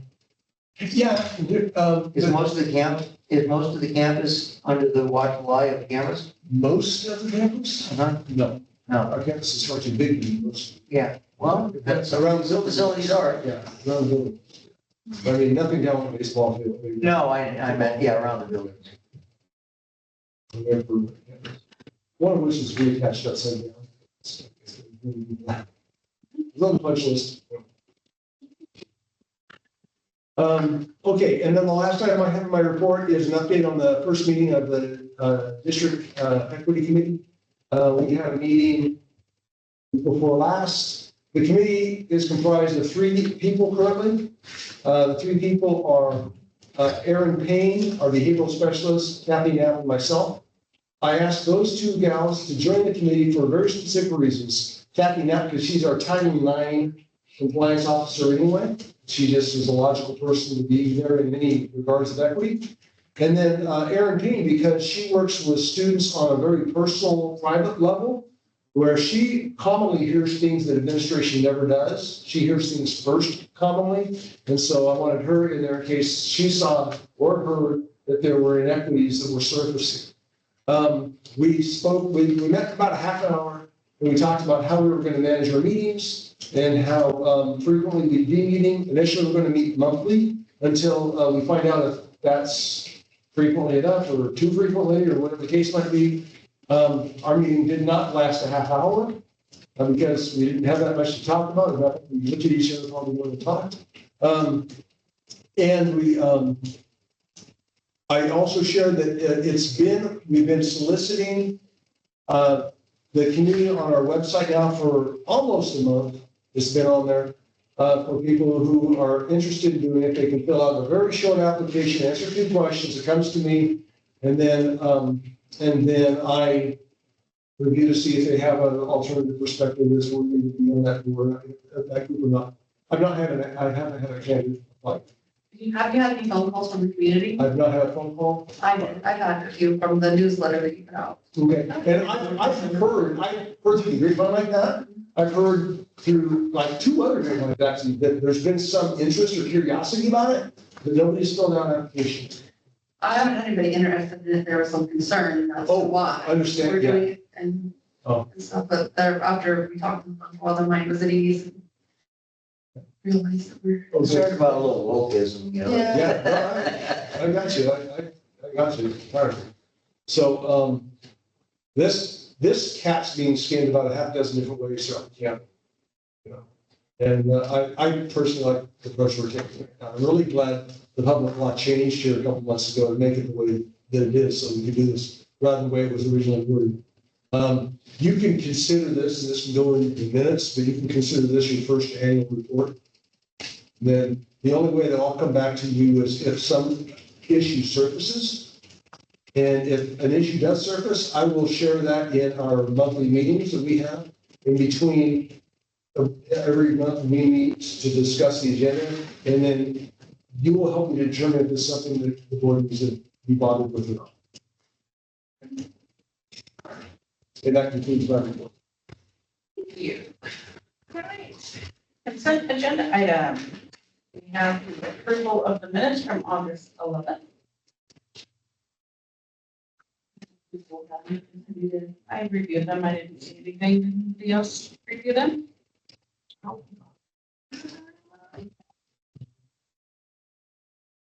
Well, I move that we approve the minutes from August 11th. I'll second it. Yep. Okay, moved and seconded, all in favor? Great, contracts. We have several contracts here. Any questions on any of those? If not, then I'll entertain a motion. I'll make a motion to approve all of the contracts on this list. Seconded, all in favor? Okay.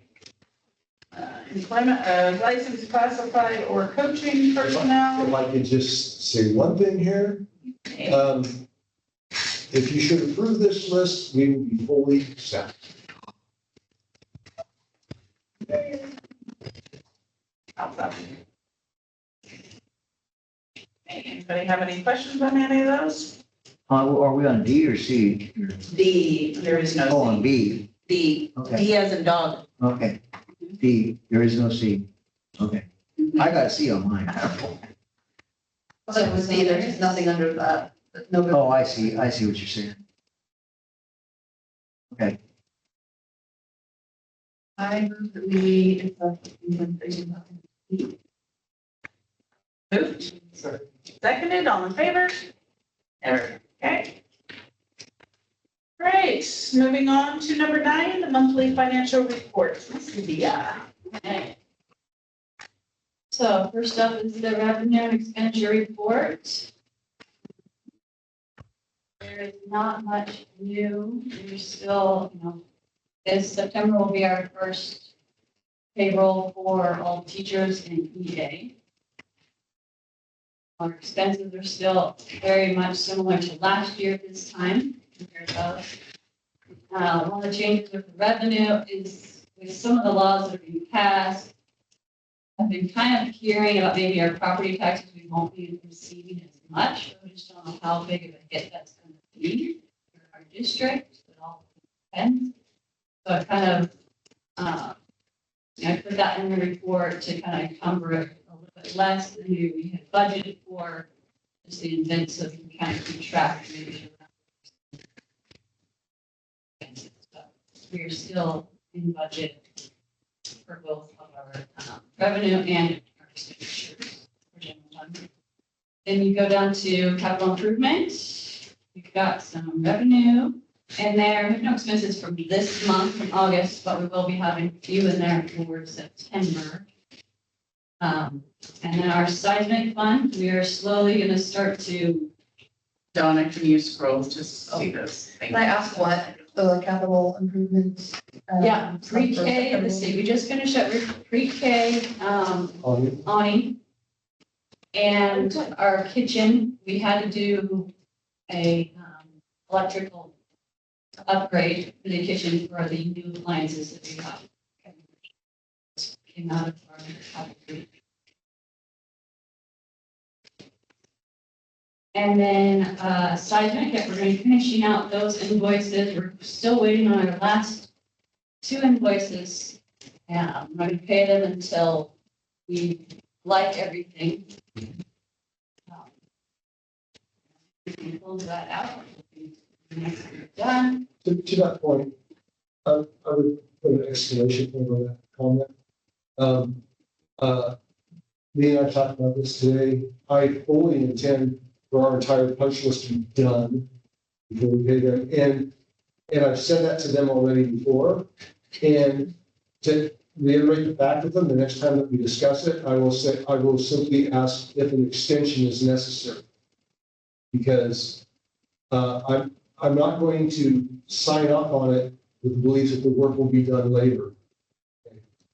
We won't pay them that last check until the work is done. Including the gutters, straight. Including the gutters. Straight gutters. Goodness sakes. I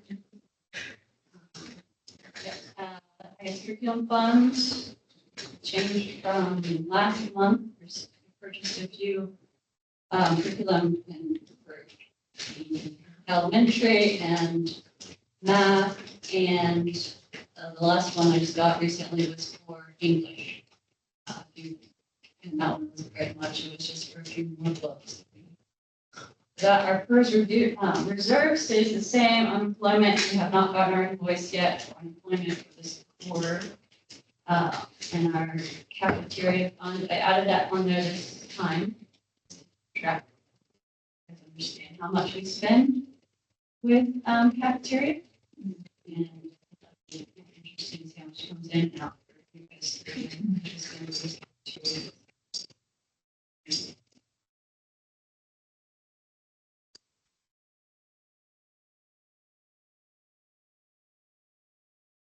Voucher report. Any questions? Segue, because I noticed we have purchased a whole cow. We did. We purchased a whole cow. We got that farm to school grant for $3,500. So we were able to just purchase the whole thing to get a whole beef. And what was really nice about that is that the freezer space is still an issue, but they are going to hold it and we can be able to come go get it a quarter at a time or half at a time when we need it and not have any problems. Wow, Wow. that's nice. So that's a big part of it. So keep it in their freezer for us. It has to be. And then she's gonna let us know. We got an email last week saying that they're ready to send it to the butcher. And then they're gonna send us the cut. We're gonna have our own cut instructions that Angela is gonna be able to do. She's cooking a lot of stuff. from Took in scratch. some, That's a wonderful change that we've That's made. exciting. Well, the kids are stoked. Oh, I'll bet. When I was happy to see Valdez getting produce on there with us trying to get things locally from vendors. That's awesome. This should be part of our marketing program for sure for the cafeteria project that's coming. That we've made these major positive moves. Just so long as we don't attack anyone in that market. Right. That's right. That's right. Just keep Joe at bay. As long as their gutters are straight, it's gonna be fine. Yeah. I have a question on page 17. It says check group registration, and it's for repairs and maintenance services, that it's just like registration for. I think it's 9/1 registration, is that the one? Yes, right there, registration. that's the van registration. Oh. Yeah, $6.99, so $6.91 is how we get the license plates. Okay, gotcha. And then on 18, shower parts.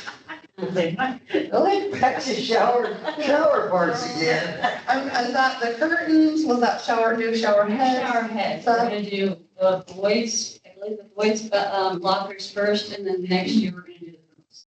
For budget wise, we were gonna do half and half, we weren't able to do both at the same time. Also, we wanted to see how it worked first, instead of doing them all at once, we wanted to make sure that the ones we got were really good. And how on one side, he wasn't sure how much it was gonna take to install them, and how long, so we just thought, let's just do one half now and then do those.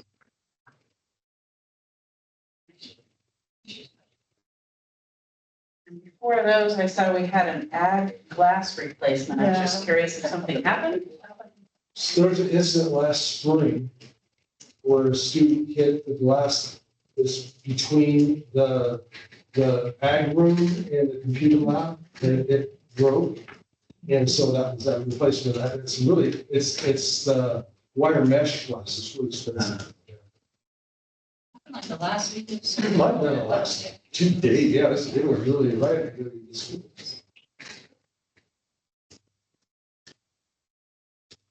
All I have. Makes sense. All right, the next one is resolution.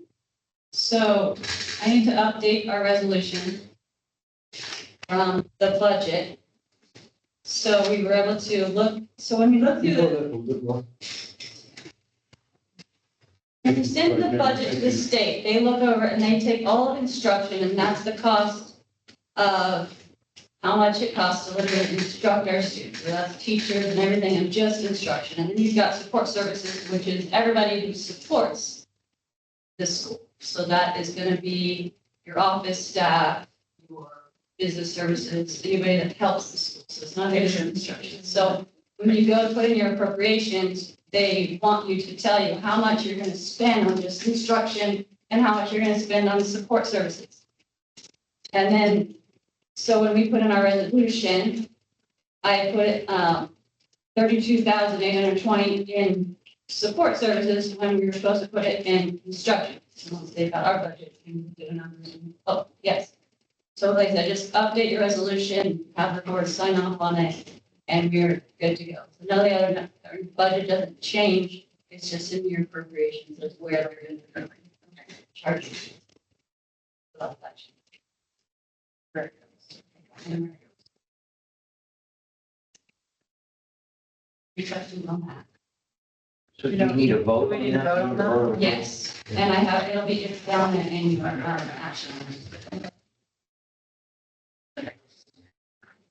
Next is the adult meal prices that you guys have to set each month. Usually I do it in the July board meeting, but the state got to us a little bit later. So these are our new numbers that the federal government, they kind of set the prices, and that's how much that they reimburse us per student. So we have to keep, so this is just when adults go down, teachers go down to purchase a meal, and it's at the same rate that we are charging them, the same rate that we're charging and getting back from the state. So the current was $3 for breakfast, that's gonna stay the same. Lunch went from $4.75 to $4.90. Salad bar went from $4.35 to $4.50. Milk went from 40 cents to 50 cents. So when people pay for their meals, they go down there, it's like, do they actually pay cash? Like, or So you the have to teachers go come into out the of office. their check? Yeah, go into the office, we have a program called Mealtime. Then Cheryl puts it into Mealtime to save you $20. So you get your $20, she puts it in Mealtime for Valerie Anderson. You go downstairs, right now we have it, you just fill out your, on the check the board, and just you write your name and what you got. Then I put it in the list back into Mealtime, when Angela gives me that list, and it just takes out, so you've got a lunch, so it takes out $4.90 out of that $20.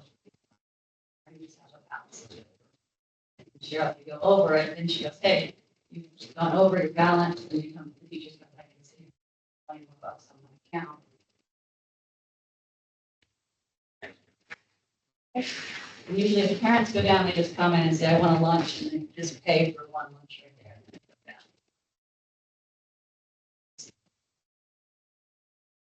Hoping to get more teachers to eat, that's Angela's goal, more teachers to eat that. I've seen it. Well, now that you have fresh beef,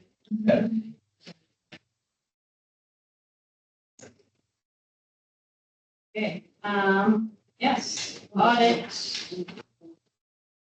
update was they were here 2 weeks ago, Friday. They came in, they were here for about 7 hours. They looked through all of our documents and they scanned, we had 3 boxes worth. Donna had a box, I had a box, and Cheryl had a box. They went through all 3 of the boxes and scanned up the documents that they needed, and they were very happy. We did our interview, went through all their questions. And then they said that we were the first school that had all of our documents and all of our ducks in a row, and they're excited to, they could move forward. And then everybody should have gotten your own, they emailed you like a survey. You guys all seen that survey. Okay. It was from, it come from Savannah, from Uncle Valley Financial. You said, Todd, you did get it? I know I've gotten from. I filled it out. A couple of you. I got it from Rebecca, and I know I got it from Lynch, for sure. So I'll have them resend it to everybody. That's, okay, we'll wait for it. Perfect. Okay. So, yeah, I will send that out tomorrow then, so you can be looking at. So I'll have them resend it. We get one every year, don't we? Yeah. It's the same thing. It's just all, Have you seen any corruption? I feel like I did this a long time ago, but. yeah, she sent it back in like January was August or even when I came to July. The first one she sent out. She sent it out a couple of times. I recommend you the last one. It's Savannah Halter. Yes. The last one I have is January. I will make sure, I will send it out to tomorrow. That was that's the last of the updates. Attached. You quit. Is this the related party and fraud risk? Yes. I got it. That's just for this year. Did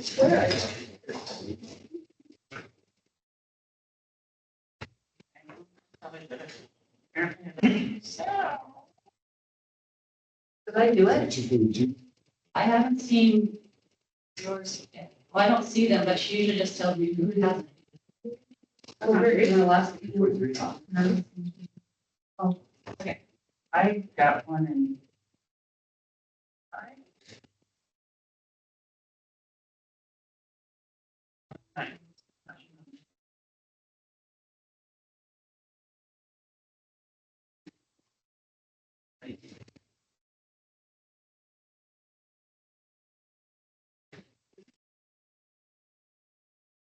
My section.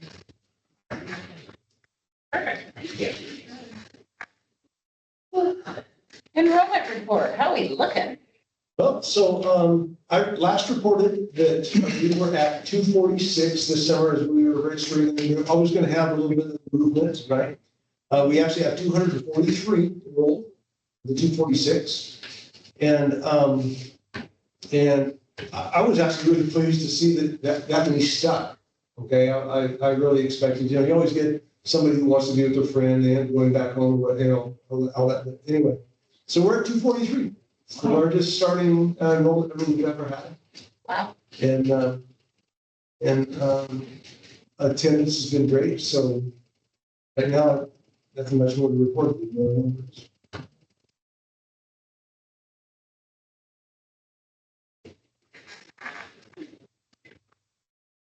We actually had one young lady just join us today.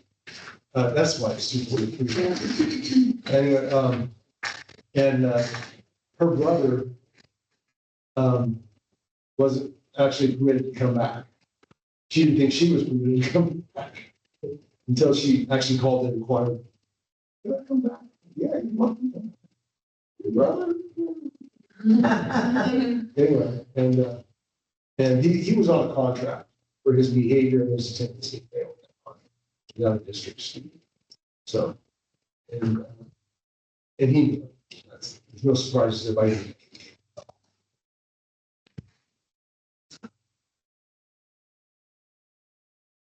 Okay. Action items. We have 4. We'll go one by one.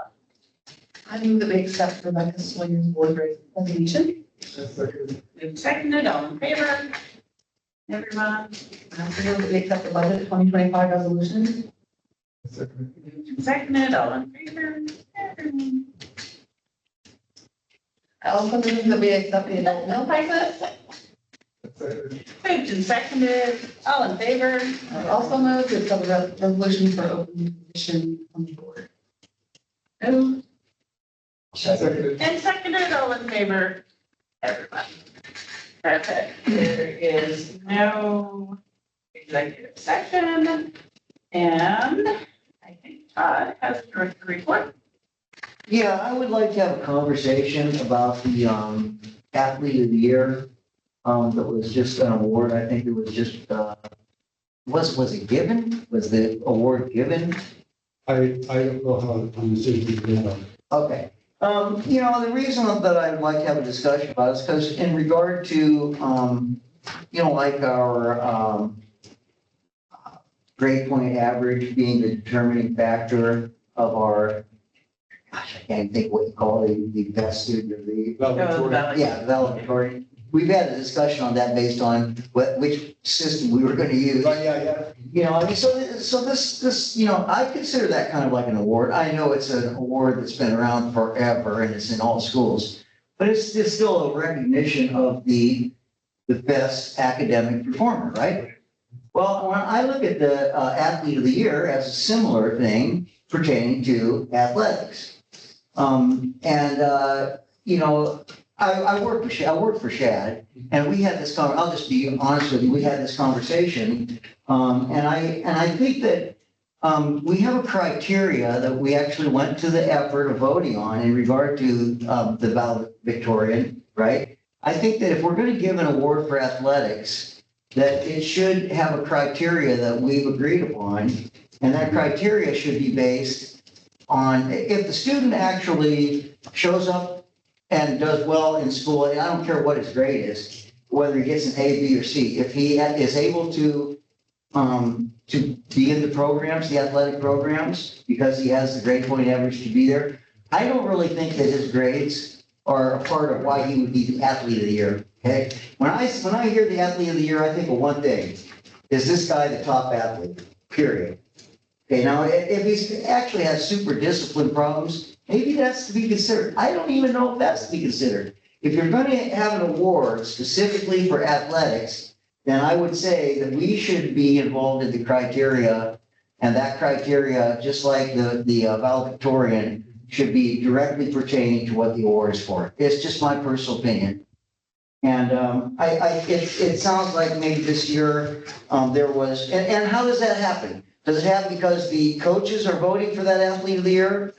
Does it happen? I need to have James address it. I honestly. Oh, I know we do. We need to address this with James. But what I'm saying is, if the board is going to be part of the other conversation in regard to grades and the academic performance, and we're actually going to have an award called Athlete of the Year. This is a conceptual discussion that I want to have. Nothing needs to change. We don't need to have any kind of problems with anybody or hurt feelings. I'm just saying that if conceptually, when I hear the athlete of the year, I want the best athlete that Davis Creek has get that.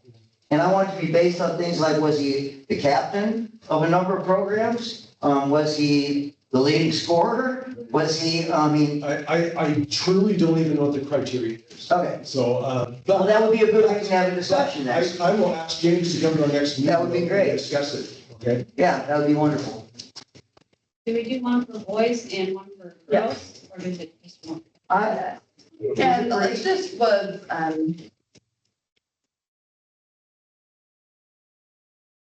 don't know if I should talk. We can have the discussion next week, or next meeting if you want.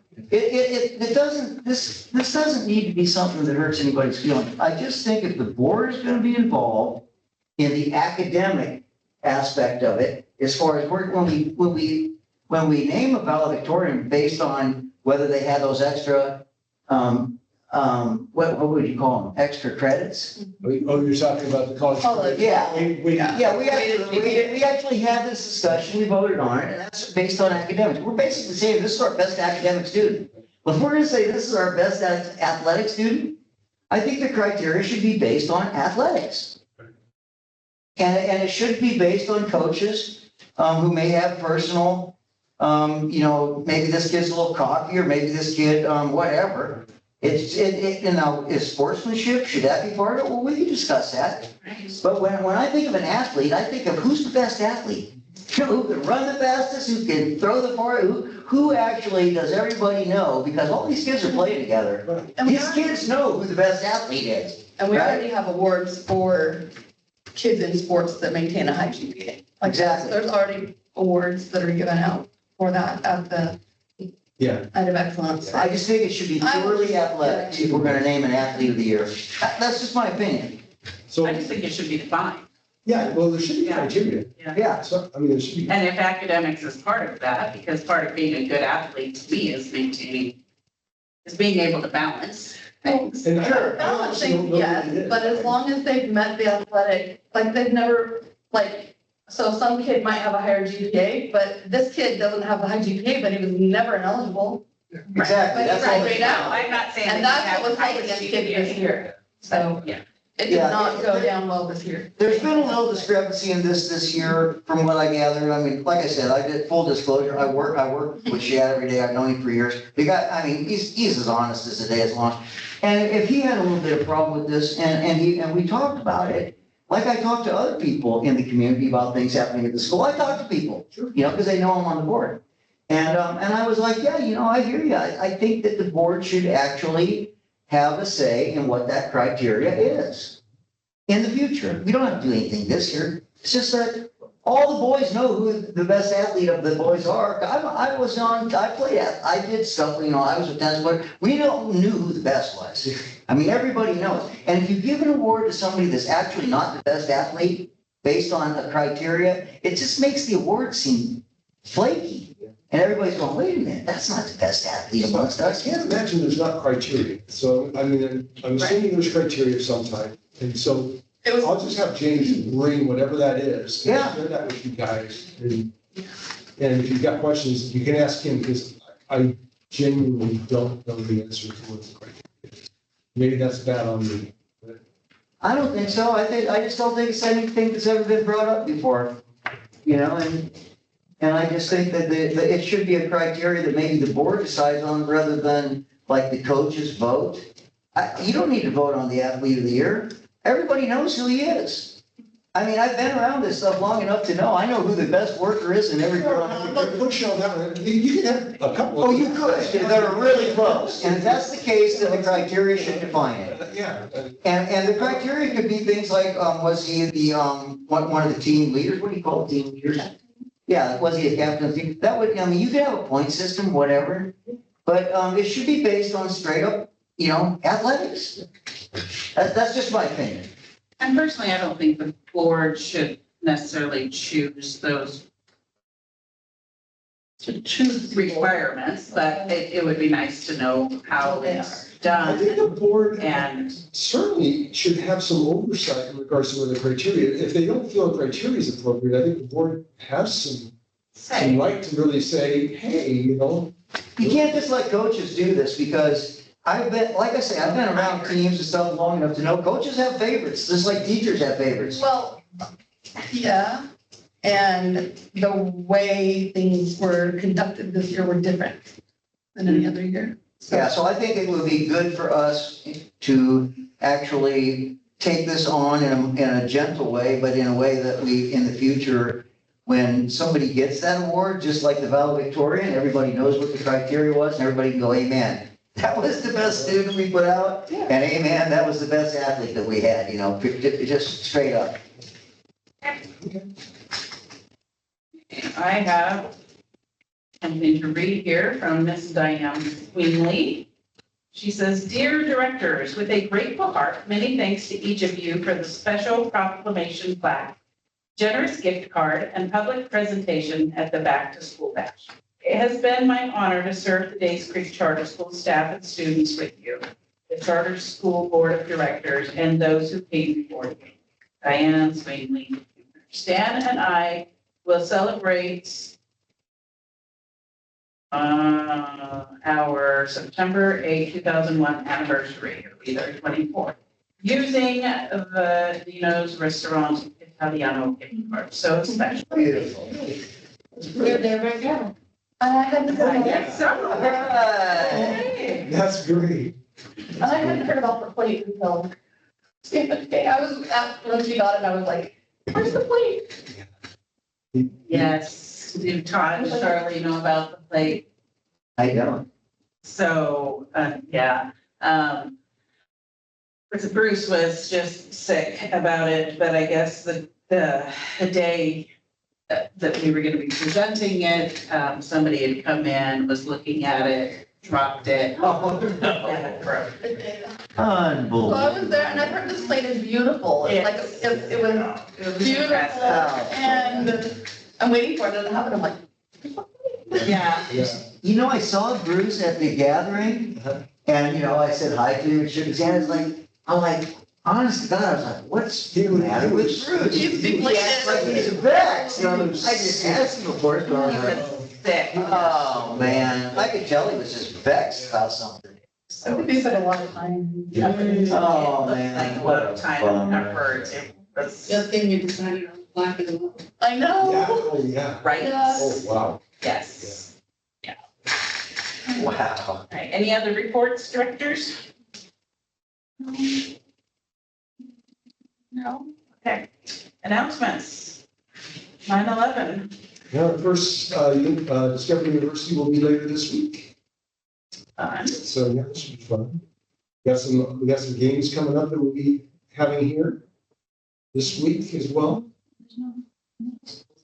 Got it. Oh, look, we're just, And then we don't even talk about this. Sorry. Middle school jamboree is on Saturday. Is that here? Volleyball or football. Is that here? it's in, Glendale. I'm doing that. Yeah. Sorry about that.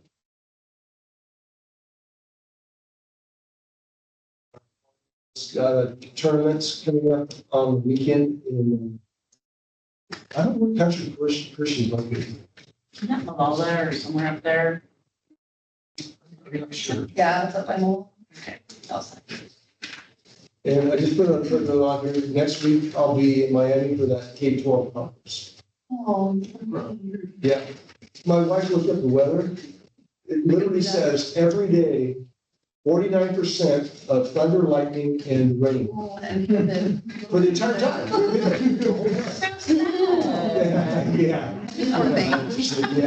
Yeah. Can we go back to director reports? Actually, I'm gonna talk about something I talked about, after No, the. you missed it, sorry. I'm going there anyway, after the charter meeting with some people, but, I've just heard a few of the students talking about just how. I just want to get on top of this before it gets too bad, like how dull this year is. Dull, because they're like, the basketball hoops aren't there. They've taken the phones, they can't go to their cars at lunch. There's like nothing to do at We lunch. can't go to the cars. That's what they're being told. They can't go to their cars at lunch. Is that right? They're upset about That's it. actually the first time. never been able to go. All the kids would go like barbecue at their cars at lunch, like bring hot dogs and like some kids brought barbecue, or they would hang out and grab stuff out of their cars at lunch. like there. And so they've been told they can't, and so there's some upset kids about it.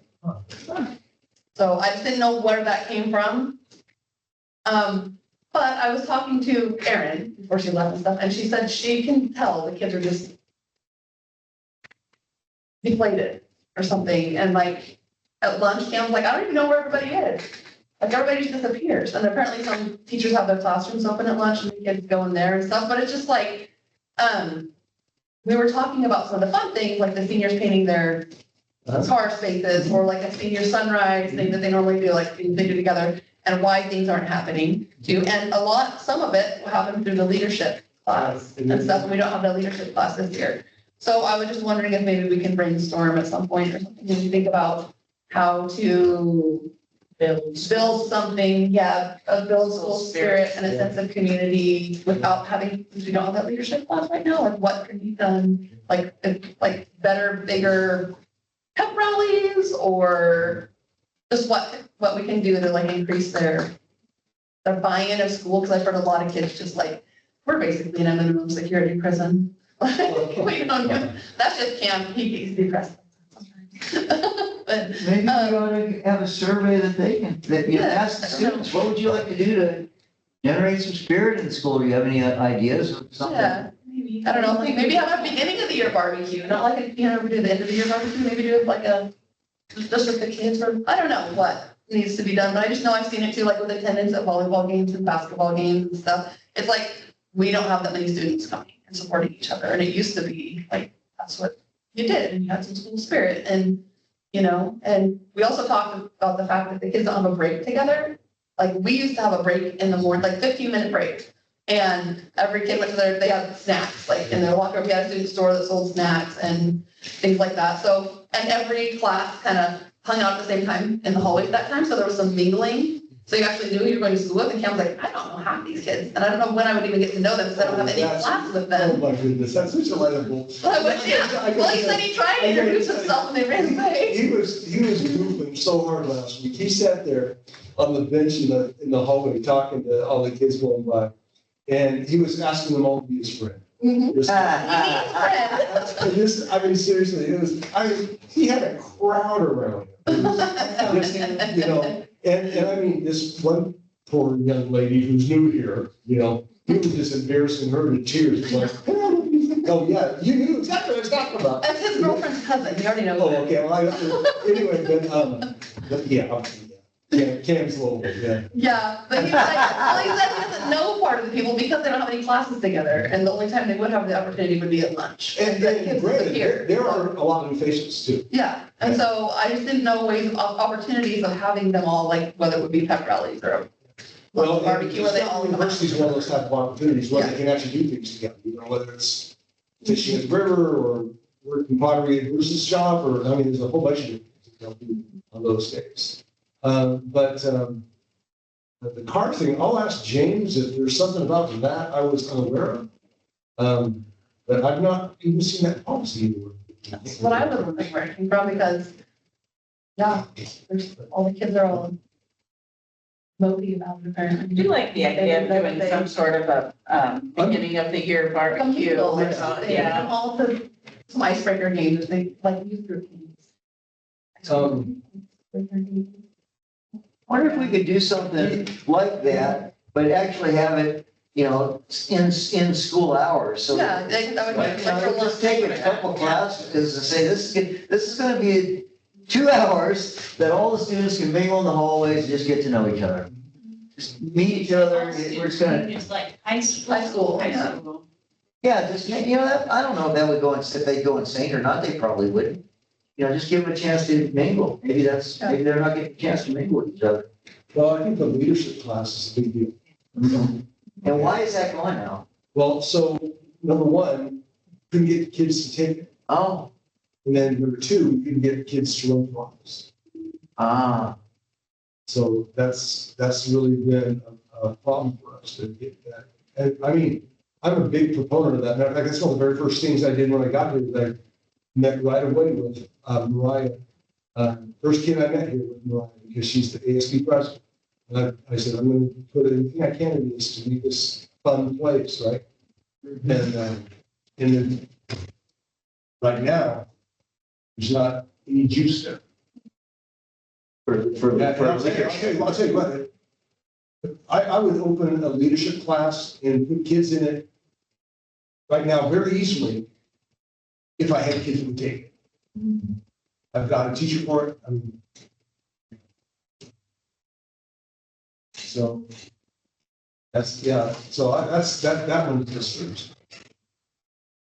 We certainly want there to be school spirit. I mean, the kids and their relationship with each other is primary to the society. I agree, yeah.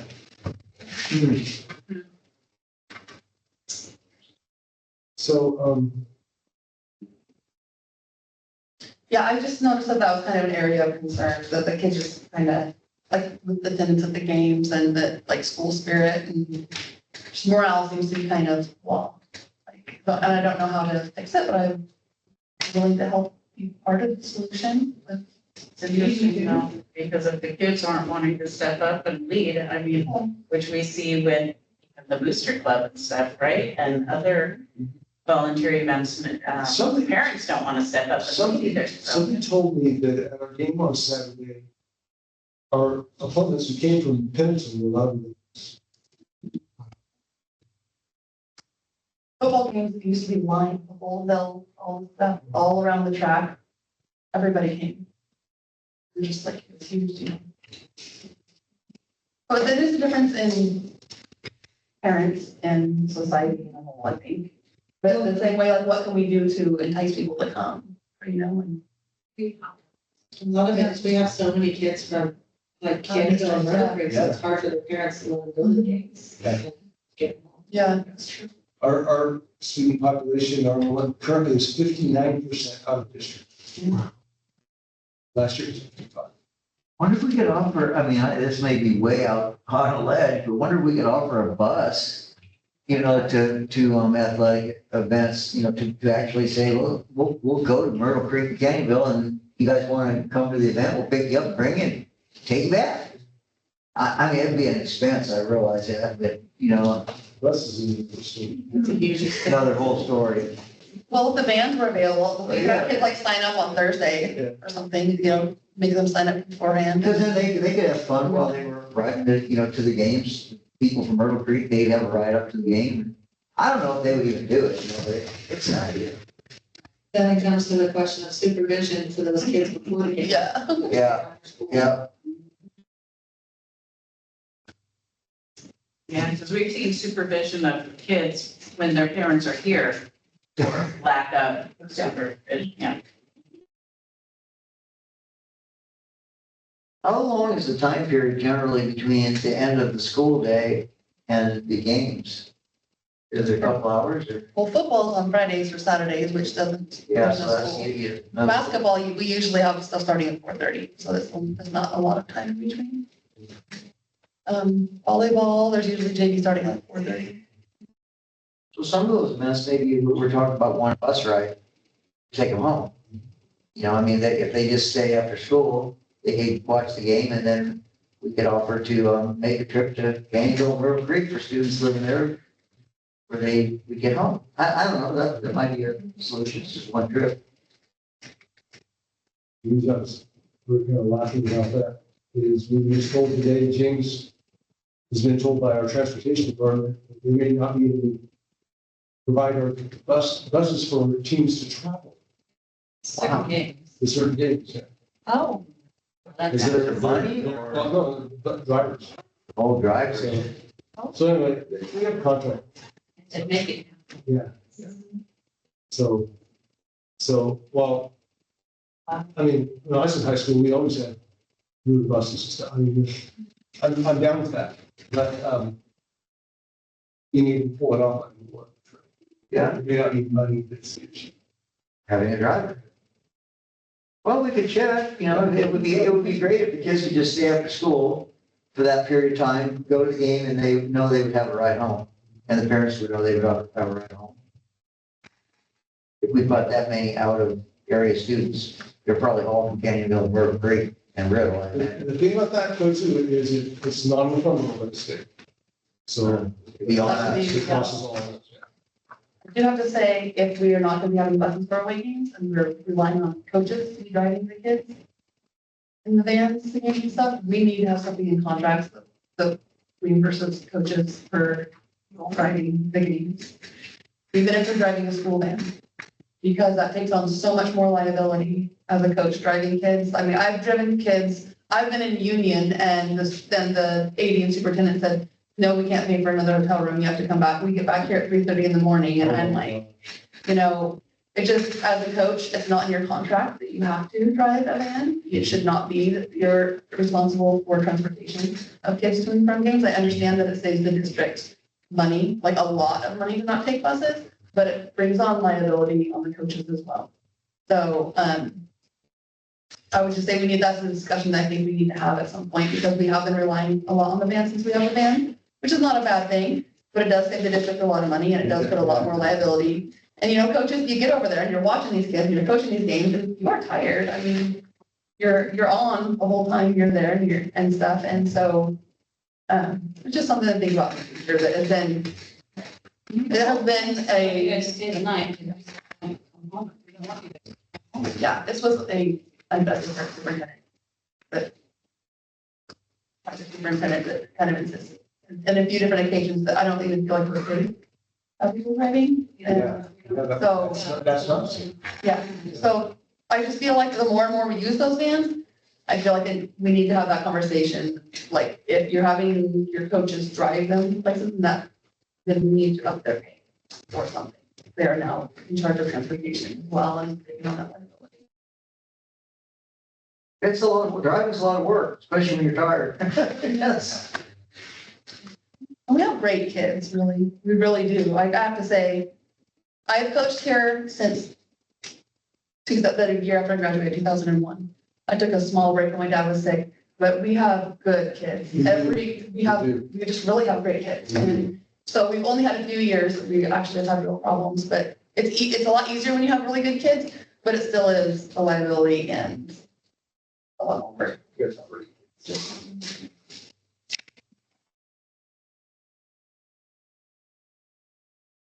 Okay. Nobody has anything else? I'll entertain a motion to adjourn. I'll make a motion to adjourn. I'll second that. Moved and seconded, all in favor? Thanks for giving me guys.